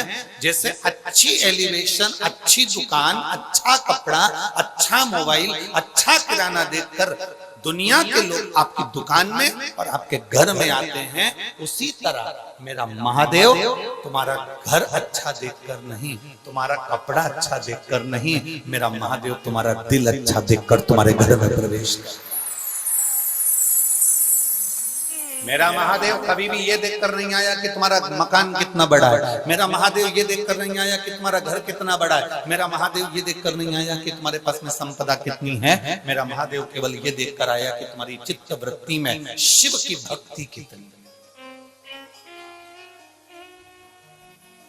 और शंभो शरणे पड़ी मांगो घड़ी रे घड़ी दुख काटो दया करीने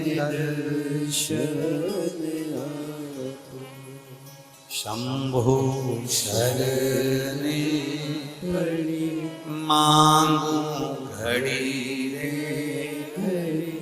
दुख काटो दया करीने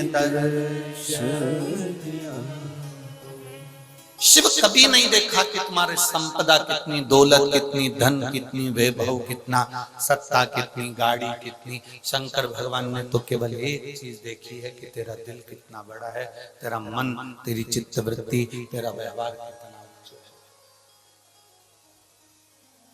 शंकर को तुम्हारी दौलत से, शंकर को तुम्हारे वैभव से, शंकर को तुम्हारे धन से कोई प्रीति नहीं, कोई प्रीति नहीं।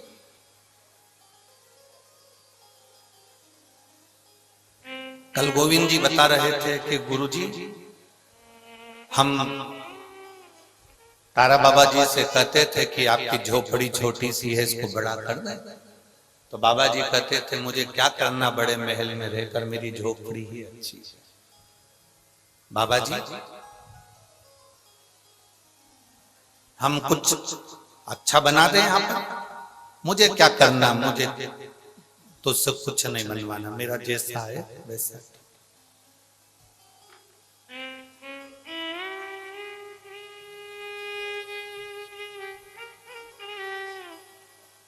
क्योंकि बाबा जी को एक बात मालूम थी, जो शंकर का उपासक होता है ना, जो शिव की आराधना करने वाला होता है ना, जो शंकर की भक्ति में डूबने वाला होता है, मेरी जीजियों, मेरे जीजाओं, मेरी बेटियों, मेरे बेटाओं, मेरी बहनों, मेरे भाई, शंकर की भक्ति में डूबने वाला, शंकर को मानने वाला, शिव की आराधना में डूबने वाला, शिव तत्व को जानने वाला एक बात हमेशा जानता है कि मुझे किसी से कुछ नहीं चाहिए। जो शिव की आराधना करने वाला होता है वो शंकर से ही मांगकर बहुत कुछ प्राप्त कर लेता है। शिव जी के 21 अवतार हुए हैं, शंकर भगवान के 21 अवतार एक हुए हैं, फिर 11 रुद्र अवतार अलग हुए हैं। उन 21 रुद्र अवतार में भगवान शंकर के 21 अवतार में एक अवतार है भगवान का गृहपति अवतार। शंकर भगवान के 21 अवतार में से एक अवतार है गृहपति अवतार। महाराज मां नर्मदा जी के तट पर नर्मदापुरम में एक विश्वानर मुनि रहते थे। शिव महापुराण की कथा कहती है शंकर जी के 21 अवतार में से एक अवतार गृहपति अवतार। मां नर्मदा जी के तट पर, मां नर्मदा जी के तट के ऊपर नर्मदापुरम में एक सुंदर विश्वानर मुनि रहते थे, ग्रस्त थे, अपनी धर्म पत्नी के साथ में उनका निवास। जैसे विश्वानर मुनि थे वैसे ही उनकी धर्म पत्नी।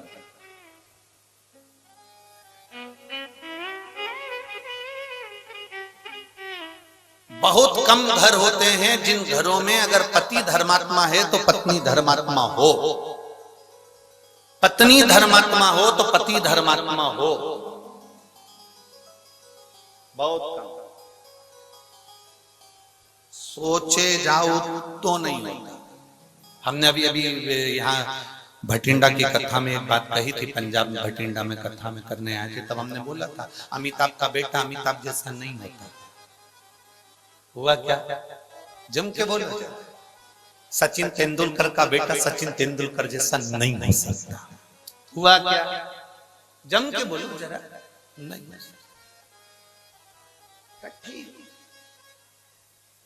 एक अच्छे से अच्छा मुख्यमंत्री हो, प्रधानमंत्री हो, मिनिस्टर हो, कहीं का भी मंत्री हो, तो उसका बेटा उसके जैसा नहीं हो ही नहीं सकता। क्योंकि मेरे भोले बाबा एक बार जिसको जन्म दे देते हैं, एक बार जिसको जन्म दे देते हैं और उसमें इतना टैलेंट देकर पैदा करते हैं, उसमें ऐसा ज्ञान देकर पैदा करते हैं, उसके जैसा भगवान दूसरा नहीं बनाता, उससे कम बनाएगा पर उसके जैसा नहीं बनाता।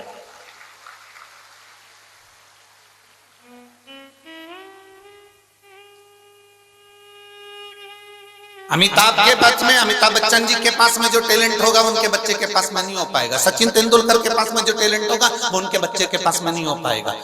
पिता जैसा बेटा नहीं होता। अगर बाप कलेक्टर है तो उसकी औलाद कलेक्टर हो सकती है, पर बाप जैसी नहीं हो सकती। मिनिस्टर का बेटा मिनिस्टर बन सकता है पर उसके पिताजी जैसा नहीं बन सकता। कठिन है। एक शिक्षक का बेटा शिक्षक बन सकता है पर उसके जैसा नहीं बन सकता उसके पिताजी। सास अपने 4 बेटों की शादी कर दे, 4 बहुओं को लिया, पर सास सोचे कि तेरी जैसी आ जाए तो नहीं आ सकती, तू ओल्ड इज गोल्ड है। कहा तेरे जैसा है, तेरे बराबर कोई नहीं आ सकता। तो तुम अपने से क्यों किसी को होड़ कर रहे हो?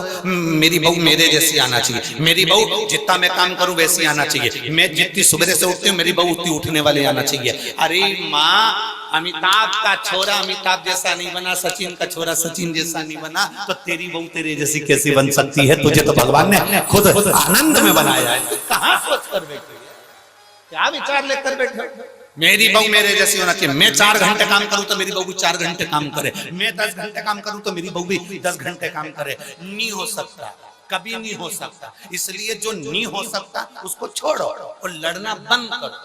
भगवान से प्रार्थना करो, जैसी भेजी चंद्र घंटा बहुत अच्छी। उसमें क्या गलती? तुम ज्यादा सुधारने का प्रयास करोगे, वो नवरात्रि में काल रात्रि बन जाएगी। क्या मतलब? फिर तुम्हें सुबह शाम रोज आरती करना पड़ेगी उसकी। और तुम क्या बहू की आरती करोगे? बहू तुम्हारी गड़बड़ की, तुम क्या करोगे? बहुत। इसलिए हमें किसी के जैसा नहीं बनना। शिव महापुराण की कथा कहती है, देवाधिदेव महादेव का चरित्र कहता है, तुम्हें किसी के जैसे नहीं बनना। अपने अंदर भगवान ने जिस जिसको जन्म दिया पृथ्वी पर, भगवान शंकर जिसको पैदा करते हैं उसको कुछ ना कुछ हुनर देकर पैदा करते हैं। आपके अंदर कोई ना कोई हुनर जरूर है। आप किसी के जैसे मत बनो, अपने हुनर को अपनी मेहनत से प्रकट करो। दुनिया तुम्हारे जैसा बनना चाहेगी, ये पक्का।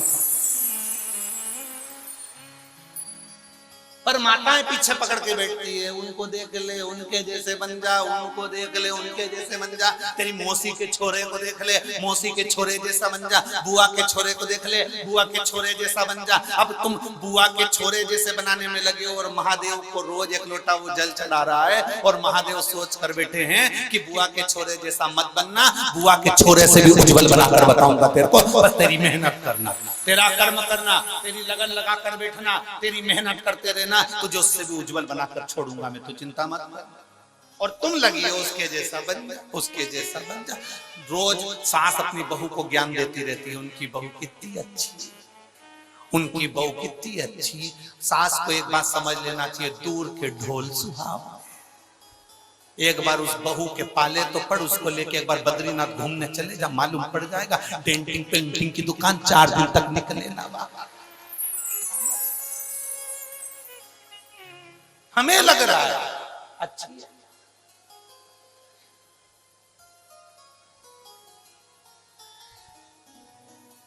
ये बहुत बहुत विचित्र बात है।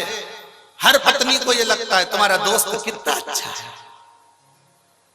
उस दोस्त की पत्नी भी कहती है तुम्हारा दोस्त कितना अच्छा है। बस ये दोनों की भ्रम का है। उसको लग रहा है कि भैया जी अच्छे हैं, उनकी पत्नी को लग रहा है भैया जी अच्छे हैं। अब उनको क्या मालूम कि दोनों ही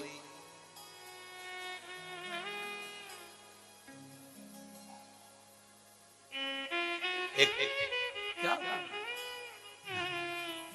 शिव कथा का है, अपने में भगवान ने जो देकर भेजा वो किसी में नहीं देखा।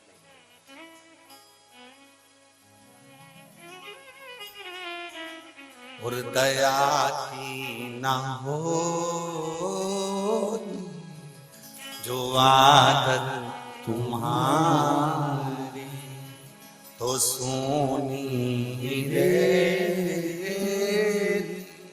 अदालत तुम्हारी गरीबों के दिल में जगह तुम न पाते तो किस दिल में होती इबादत तुम्हारी, तो किस दिल में होती इबादत तुम्हारी। बहुत सोच से मिले, जिसके ललाट में जो लिखा है वो होना है, जो निश्चित है उसका सोचे से मतलब।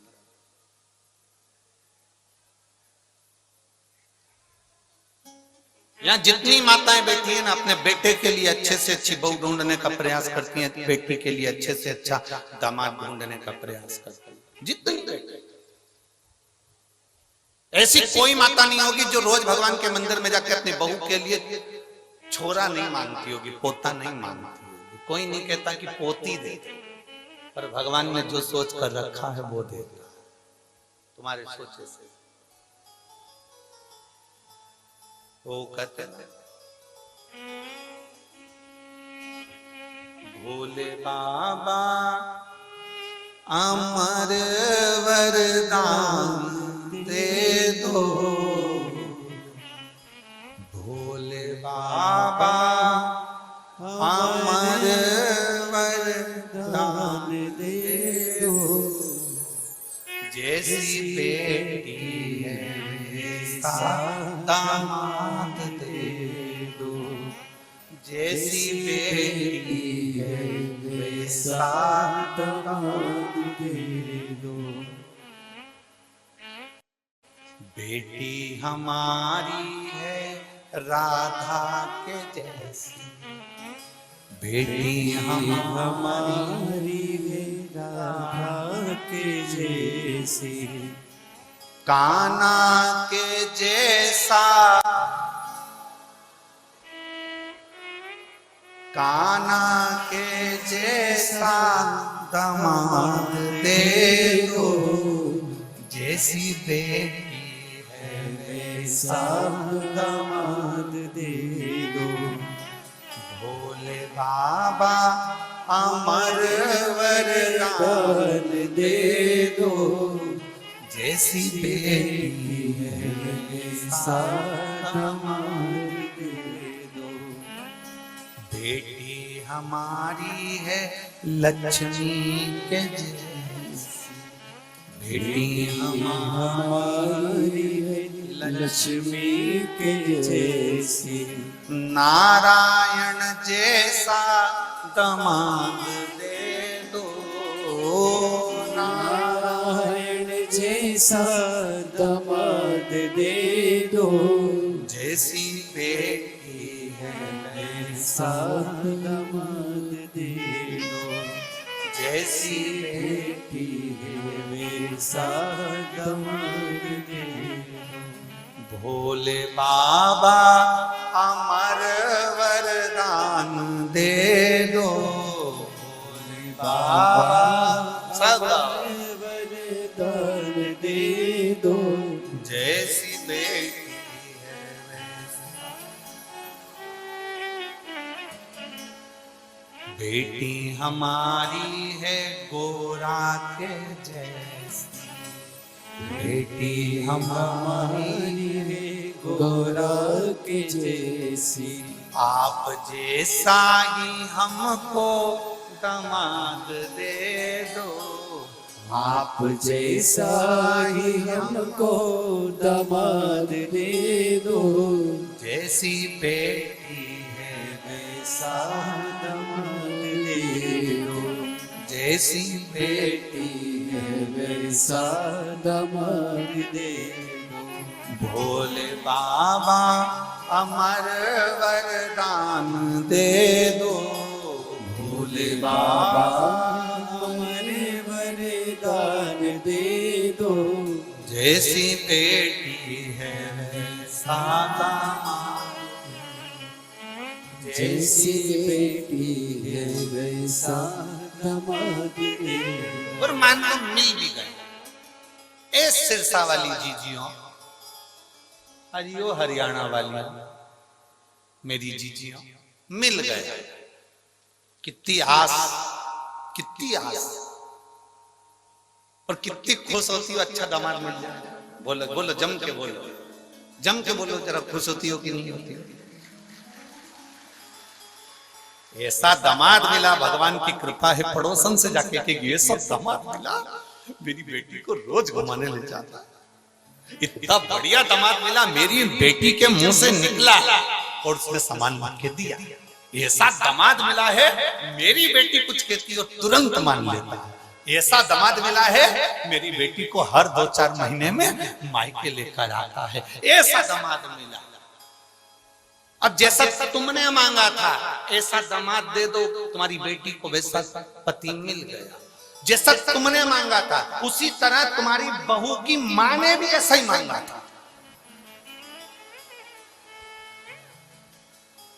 तुम्हारी बहू की मां ने भी ऐसे मांगा था, ऐसा बेटा देना, ऐसा बेटा देना। अब तुम्हारी बेटी का पति घुमाने ले जाए तो अच्छा, तुम्हारी बेटी का पति तुम्हारी बेटी को चाउमीन खिलाने ले जाए अच्छा, तुम्हारी बेटी का पति तुम्हारी बेटी को सोने के जेवर पहनाए तो अच्छा, तुम्हारी बेटी का पति उसको ले जाकर मायके घुमा कर लाए तो अच्छा। और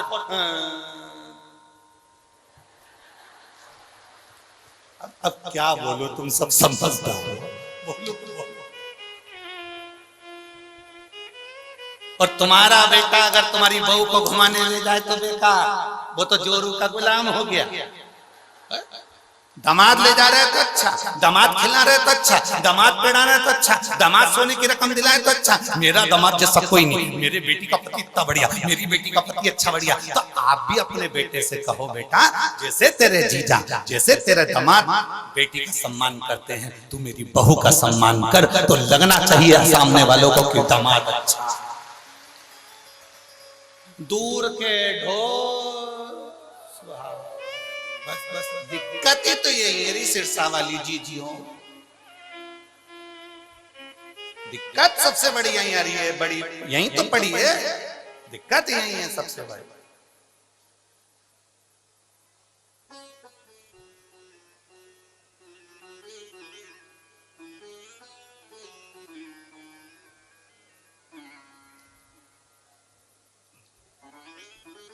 हमें दिक्कत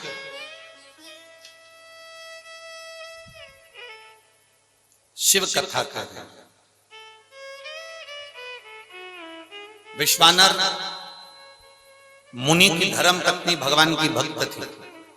शिव जी की आराधना करना, भगवान शंकर की भक्ति करना। विश्वानर मुनि स्वयं शिव की आराधना में डूबने वाले। इनका एक नियम बड़ा पक्का था, प्रतिदिन शिवलिंग का निर्माण करना, पूजन करना, विसर्जन करना। और जिस दिन शिवलिंग का निर्माण नहीं कर पाते थे, जिस दिन शंकर भगवान के शिवलिंग की आराधना नहीं कर पाते थे, जिस दिन भगवान शंकर के शिवलिंग का पूजन नहीं कर पाते थे, उस दिन एक बेलपत्री का दान देते थे। कितनी कितनी बेलपत्री? एक। शिव पुराण पढ़ी आप लोगों ने? हमारी बात पे भरोसा मत करना बिल्कुल भी, सियोर वाले महाराज पे बिल्कुल भरोसा मत करो रत्ती भर भी। गीता प्रेस गोरखपुर की शिव पुराण खरीद के लाओ, उसको पढ़ो। सियोर वाला महाराज झूठ तो नहीं बोल रहा है, पढ़ो।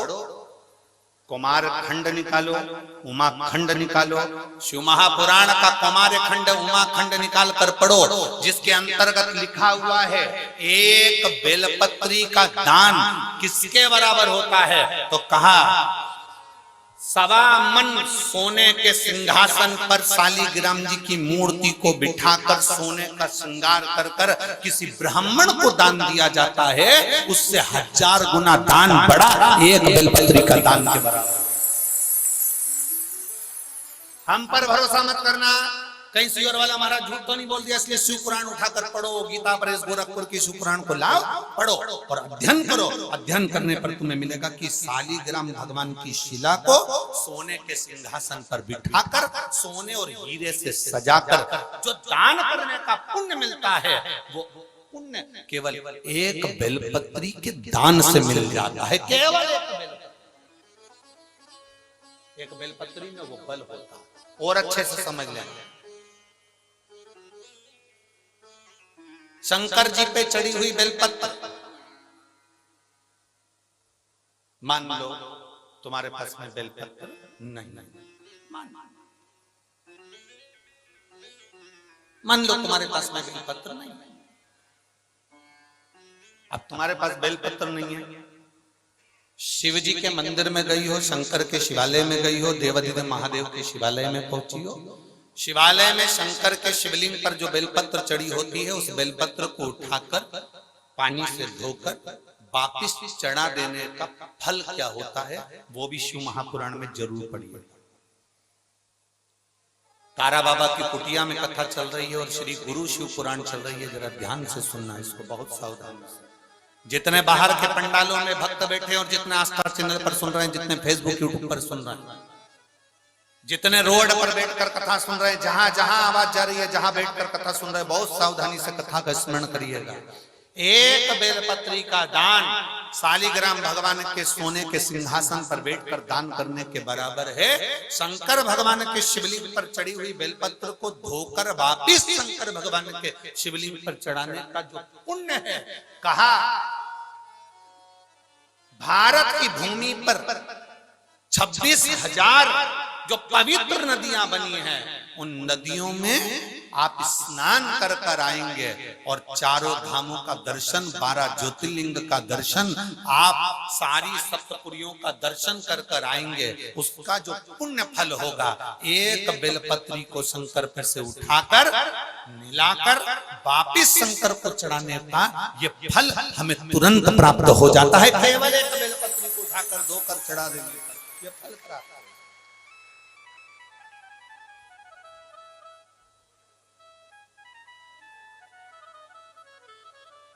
एक बेलपत्र, ना जाने कौन कौन ने ऐसा नियम बना दिया, हमें तो समझ में नहीं आता। थोड़ा सा दुनिया के लोग लोभ लालच में नियम बनाए हो तो बात दूसरी।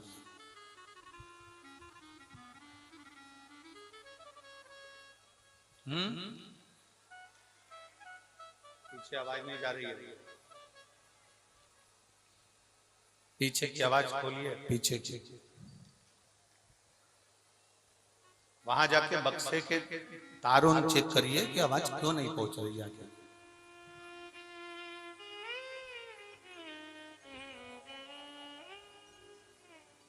ना जाने कौन कौन ऐसा नियम बना दिया, हमारे पुराण में नहीं है। फिर निवेदन करेंगे, बहुत सावधानी से सुनिएगा कथा। लोगों को थोड़ा बुरा लग सकता है हमारी कथा, तो वो तो लगता रहता है, उसमें स्मरण ना। किसी पुराण के अंदर यह नहीं लिखा कि चांदी की बेलपत्र बनाकर भगवान शंकर को समर्पित करो। ठीक है, समझ में आ रही है ना बात?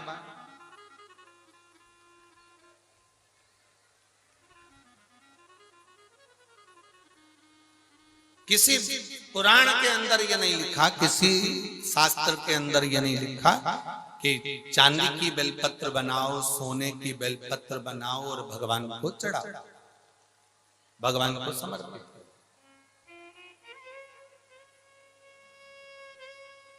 ये हमारे यहां कहीं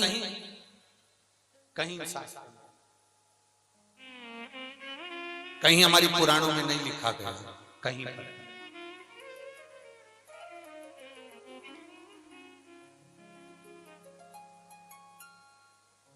शंभु शरणे पड़ी मांगो घड़ी रे घड़ी, दुख काटो दया करी मैं दर्शन आपो। शंभु शरणे मांगू घड़ी रे घड़ी दुख काटो दया करी मैं दर्शन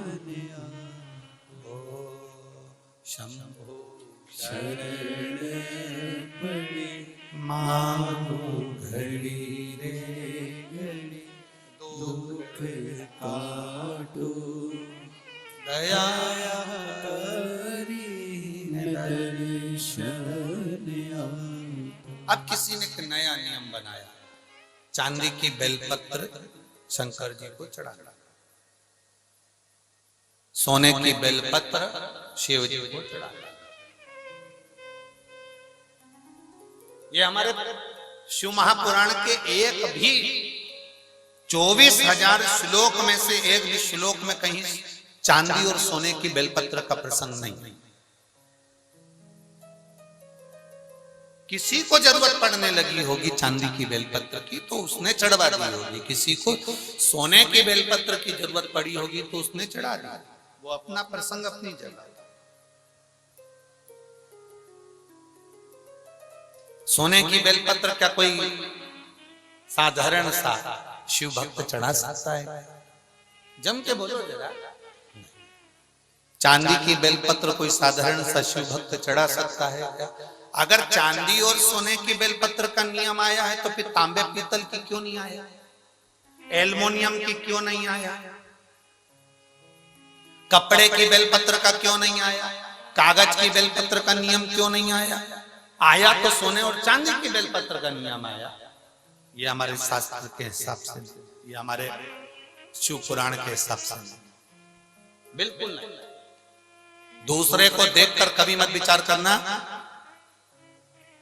कई लोग उज्जैन महाकाल का दर्शन करने जाते हैं, कई लोग ओंकारेश्वर का दर्शन करने जाते हैं, कई लोग विश्वनाथ जी का दर्शन करने जाते हैं, तो वहां डलिया मिलती है फूल पत्ती की, तो उसमें एक चांदी की बेलपत्र भी रख देते हैं कि ये चांदी की बेलपत्र वो चढ़ाएंगे और आपको दे देंगे, तो आप वो चांदी की बेलपत्र ले जाके अपनी अपनी तिजोरी में, अलमारी में, अपने अपने घर में रख लेना ना।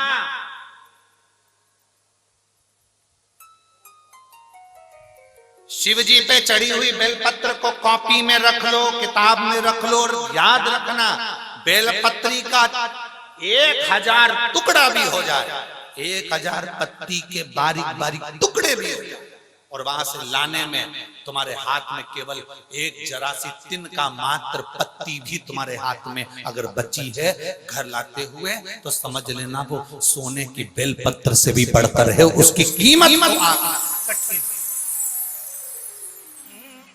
उसको कीमत को आंकना कठिन है, कीमत आंकना कठिन है।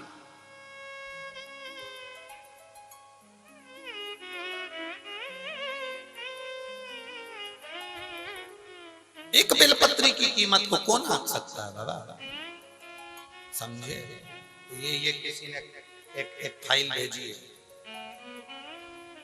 जिसमें इस व्यक्ति को जो बीमारी हुई है वो लाखों में किसी एक को होती है, जिसके अंदर उसके शरीर की नसें चौक होती चली जाती है, शरीर काम करना बंद कर देता है, आखिरी में वो व्यक्ति का पूरा शरीर, जिह्वा, कान, गला लुप्त होकर पड़ जाता है, हाथ पैर सब ढीले पड़ जाते हैं, शरीर पूरा काम करना बंद कर देता है।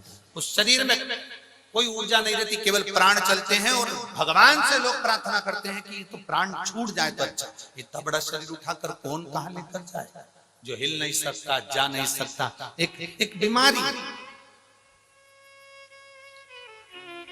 जिसको डिस्टेमिया कहते हैं, ऐसी बीमारी इस व्यक्ति को हो गई थी, जिसने पूरी डॉक्टर की रिपोर्टें और पूरे चीजें लगाई है उस व्यक्ति ने, और अपनी पूरी, पहले आप फोटो देखिए उस व्यक्ति का जो पड़ा हुआ है, जो एलईडी वाले हैं वो एलईडी पर दिखाएंगे, आस्था चैनल वाले आस्था चैनल पर दिखाएंगे।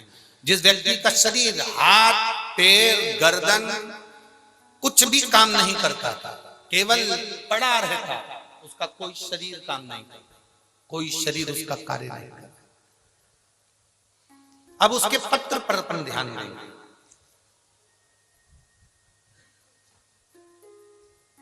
मेरा नाम अजय कुमार मेहता है, मैं फतेहाबाद हरियाणा का निवासी हूं।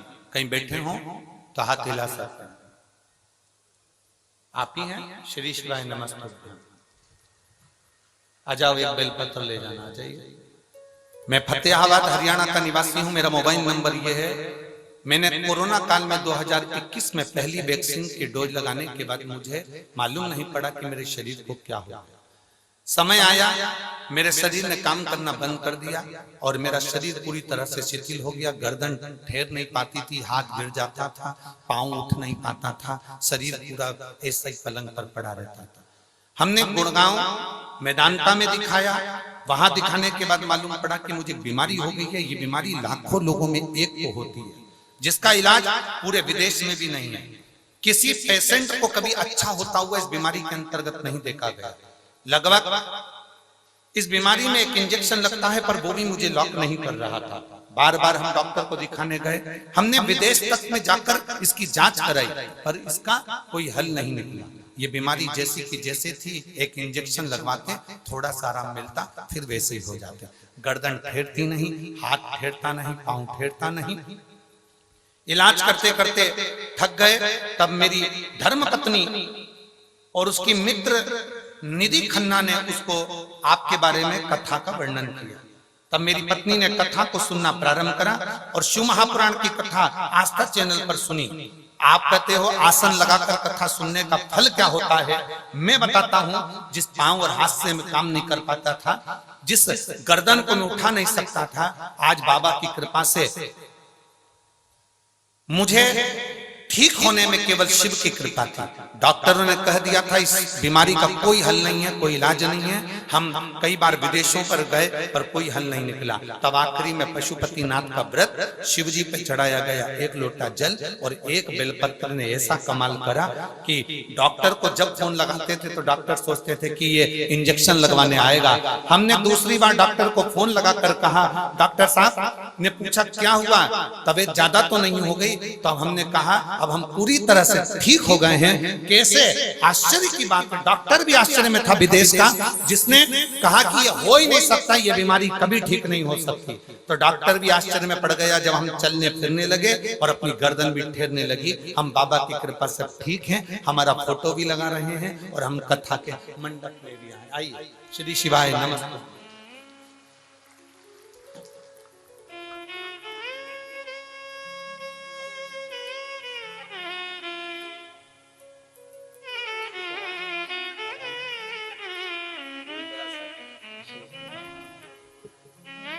आपने पत्र भेजा,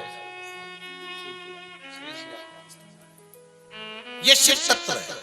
जो व्यक्ति पलंग पर से नहीं उठता था, जिसका शरीर काम नहीं करता, लाखों में किसी एक को बीमारी हो जाती है जिसमें शरीर पूरा तरह से चोक हो जाता है। कई बच्चे ऐसे पड़े हुए हैं, हम उनकी माताओं से निवेदन करेंगे, आपको किसी के पास कहां तक लेकर जाओगे? डॉक्टर को दिखाओ, जांचें कराओ, डॉक्टर बोले वो दवाई खिलाओ, एक्सरसाइज कराओ, सब कुछ डॉक्टर के हिसाब से करो, पर एक बेलपत्र और एक शिवजी पर चढ़ा हुआ जल कुंदकेश्वर महादेव के नाम से जरूर खाना प्रारंभ करो। मेरा देवाधिदेव महादेव साथ निश्चित।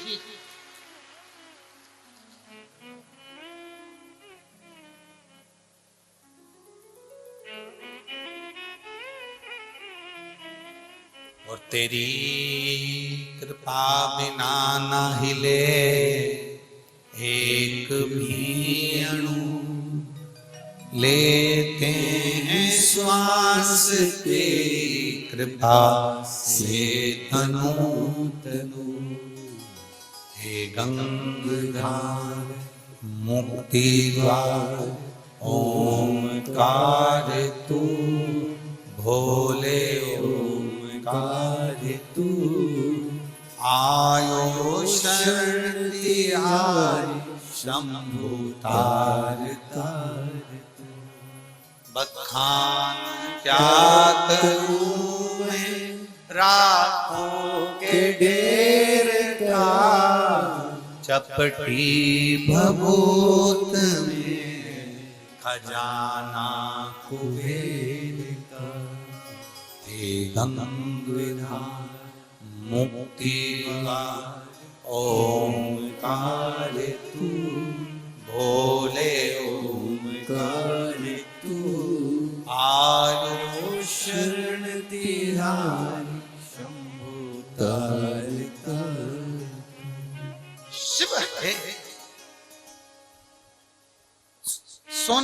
बेलपत्री जो काम नहीं करती, चांदी की बेलपत्री जो काम नहीं करती, हीरे पन्ने की बेलपत्री जो काम नहीं करती, वो एक वृक्ष पर से तोड़ी हुई बेलपत्र वो काम करती।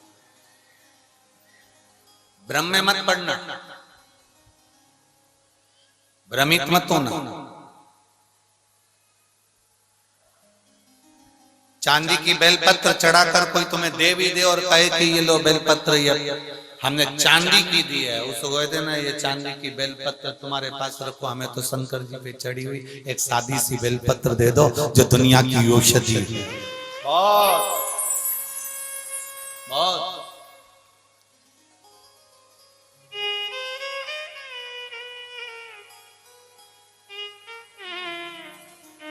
इसको समझना कठिन है। ये शंकर की कथा नहीं है। ये आप लोगों को लग रहा होगा कि तारा बाबा की कुटिया में शिव महापुराण की कथा चल रही है। ये शिव पुराण की कथा नहीं है। ये तारा बाबा जी ने 7 दिन संपूर्ण विश्ववासियों के लिए एक शिविर लगाया है। जो आ गया वो अपने जीवन की सारी खुशियां बटोर कर तारा बाबा की कुटिया से ले गए। शिविर आप धारण करो उसको, आप समझो क्यों उसका स्मरण इतना प्रबल है, क्यों शंकर की कथा का रसतत्व इतना प्रबल होता है, क्यों शिव भक्ति का रसतत्व इतना प्रबल होता है।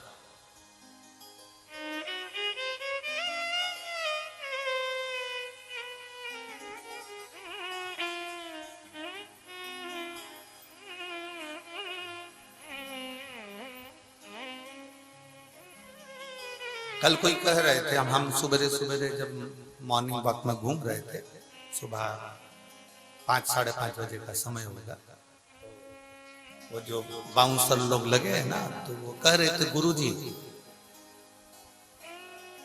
हम यहाँ हमेशा सेवा में आते हैं, पर एक बात आज तक समझ में नहीं आई, इतना सारा कथा हुआ पर ये कथा में ये इतने सारे आ कहां से गए, ये समझ में नहीं। और हम किसी को भी कुछ भी बोलते हैं ना तो वो टस से मस नहीं होता। पहले जितनी कथा होती थी ना, सब में समझदार लोग आते थे, तो हमने कहा राम कथा में राम जी जैसे आए हैं, कृष्ण कथा में कृष्ण जैसे आए हैं, शंकर जी के तो सब ऐसे ही मिलेंगे।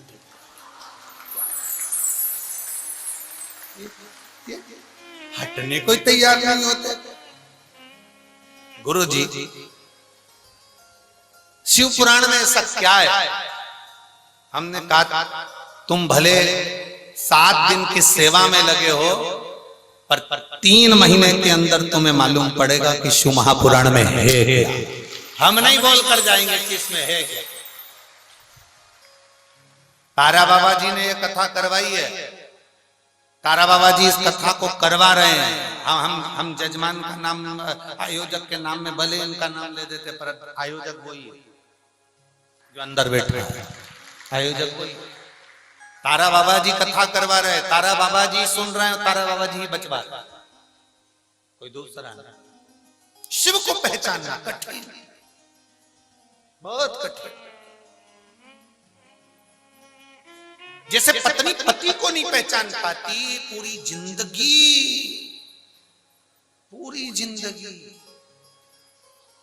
नहीं पहचान सकती। एक पति पत्नी गार्डन में घूम रहे थे, गार्डन में घूमते घूमते सामने से कुत्ता आ गया। कुत्ता पति पत्नी की ओर बढ़ रहा था, पति को डर लगा, पत्नी ने पति का हाथ जम के पकड़ लिया, ये कुत्ता मुझे खा जाएगा। कुत्ता और पास में आया, पत्नी और घबराई, पति को लगा ये कुत्ता मेरी पत्नी को ना काट खा, कुत्ता मुझे काट खाएगा चल जाएगा, पर पत्नी को ना काटे, क्योंकि पत्नी को काटा तो कल बच्चों का टिफिन कौन बनाएगा, बच्चों को स्कूल कौन पहुंचाएगा। कुत्ता मुझे काट खाए पर पत्नी को ना काटे। कुत्ता और आगे बढ़ा, पति घबरा गया, पति घबराया, कहीं कुत्ता मेरी पत्नी को ना काट ले, तो पति ने तुरंत पत्नी को अपनी गोदी में उठा लिया। पत्नी को गोदी में उठाया, कुत्ता भाग गया। कुत्ता भागा, इसने पत्नी को नीचे उतारा। पत्नी चिल्ला के दौड़ी, तुम्हारे जैसा बेवकूफ आदमी कहीं नहीं देखा। दुनिया के लोग कुत्ते को भगाने के लिए पत्थर उठाते, तुमने मुझे उठा लिया। कौन समझाए तो समझाए कोई? अरे ये ओ बावरी, उसने तेरा तो इसलिए उठाया था कि तुझे ना काटे, और तुझे लगा कि वो मार देंगे। समझ कोई सबसे कठिन काम है, बहुत कठिन, कुछ नहीं कठिन।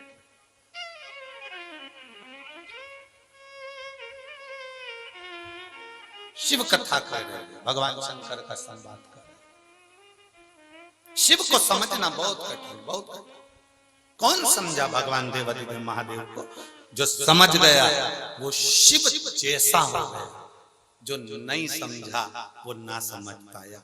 जिसने शंकर भगवान को, वो बच्चे ने पूछा शिव पुराण में ऐसा क्या है, हमने एक ही बात कही, शिव महापुराण की कथा कोई साधारण नहीं है। आप सुन रहे हो, सुनो, 3 महीने के अंदर मालूम पड़ेगा कि तुमने जो सेवा करी, भले तुम्हारे कान में पहुंची कि ना पहुंची, पर तुमने शिव पुराण की जो सेवा करी उसका फल क्या होता है वो 3 महीने में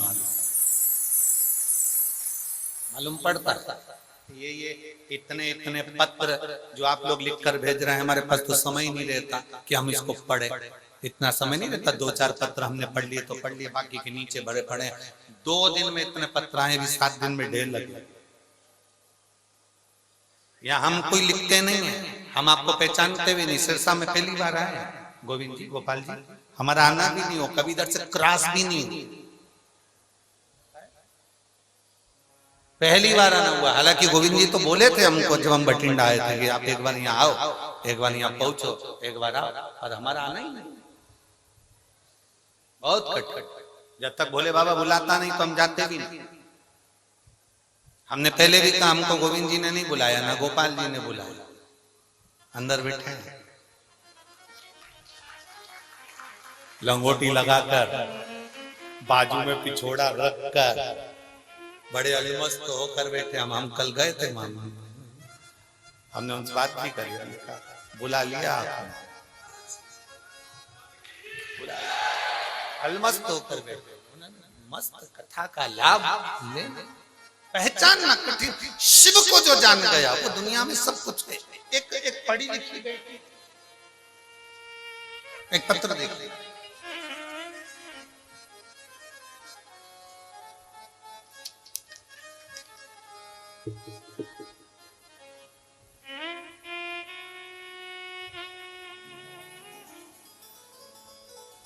मेरा नाम कौशल्या और मेरे पति का नाम महेंद्र कुमार है। गांव केलनिया, केलनिया, ठीक बोला है? हाँ, तुम समझ जाना, ठीक है, बाकी के तो जाने दो। आप ही हैं? हाथ हिला दो एक बार। श्री शिवाय नमस्ते। गांव केलनिया, सिरसा की रहने वाली हूँ गुरुजी। मेरे बाबा महादेव की कृपा में 14 साल से हरियाणा पुलिस में सरकारी नौकरी कर रही हूँ। हरियाणा पुलिस में मैं 14 साल से सरकारी नौकरी कर रही हूँ गुरुदेव। हंसी खुशी की जिंदगी जी रही थी। एक दिन अचानक 19 दिसंबर 2022 को मेरे पति महेंद्र कुमार का एक्सीडेंट हो गया और सर में इतनी ज्यादा चोट पहुंच गई कि डॉक्टर ने हाथ में केस लेने को मना कर दिया। बहुत मुश्किल था, डॉक्टर के हिसाब से ये जा चुके थे, ऐसा उन्होंने बोल दिया। पति के सर का ऑपरेशन हुआ, फिर भी सर की राइट साइड की हड्डी निकाल दी गई और हड्डी निकालने के बाद डॉक्टर साहब ने उनकी जान बचाने का प्रयास किया। साफ साफ डॉक्टर ने कह दिया कि हम प्रयास कर रहे हैं पर भरोसा नहीं है कि बचेगा ना बचेगा। कुछ देर बाद सांस भी चलेगी कि नहीं चलेगी इसका कोई भरोसा नहीं। शायद मेरे देव अधिदेव महादेव ने, क्या वर्णन करूं गुरुदेव, डर गए, घबरा गए। तब डॉक्टर से कहा कि आप अपना काम करो, मेरा महादेव बचाएगा जरूर, ये निश्चित है। और शिव जी की ऐसी कृपा हुई कि बाबा देवादिदेव महादेव का स्मरण करा, श्री शिवाय नमस्तुभ्यम का जाप किया, एक बेलपत्र लाकर शंकर जी का मंदिर जो हॉस्पिटल के पास में था उसमें से उठाकर ऑपरेशन के लिए ले जाते समय उनके साइड में रखकर भेज दिया। मैं बाबा का क्या गुणगान करूं गुरुदेव, जो डॉक्टरों ने कह दिया था कि भरोसा रत्ती भर भी नहीं है कि बचेगा कि ना बचेगा, पर मेरे बाबा ने जान बचा ली और मैं बाबा को यहाँ नमन करने के लिए आया।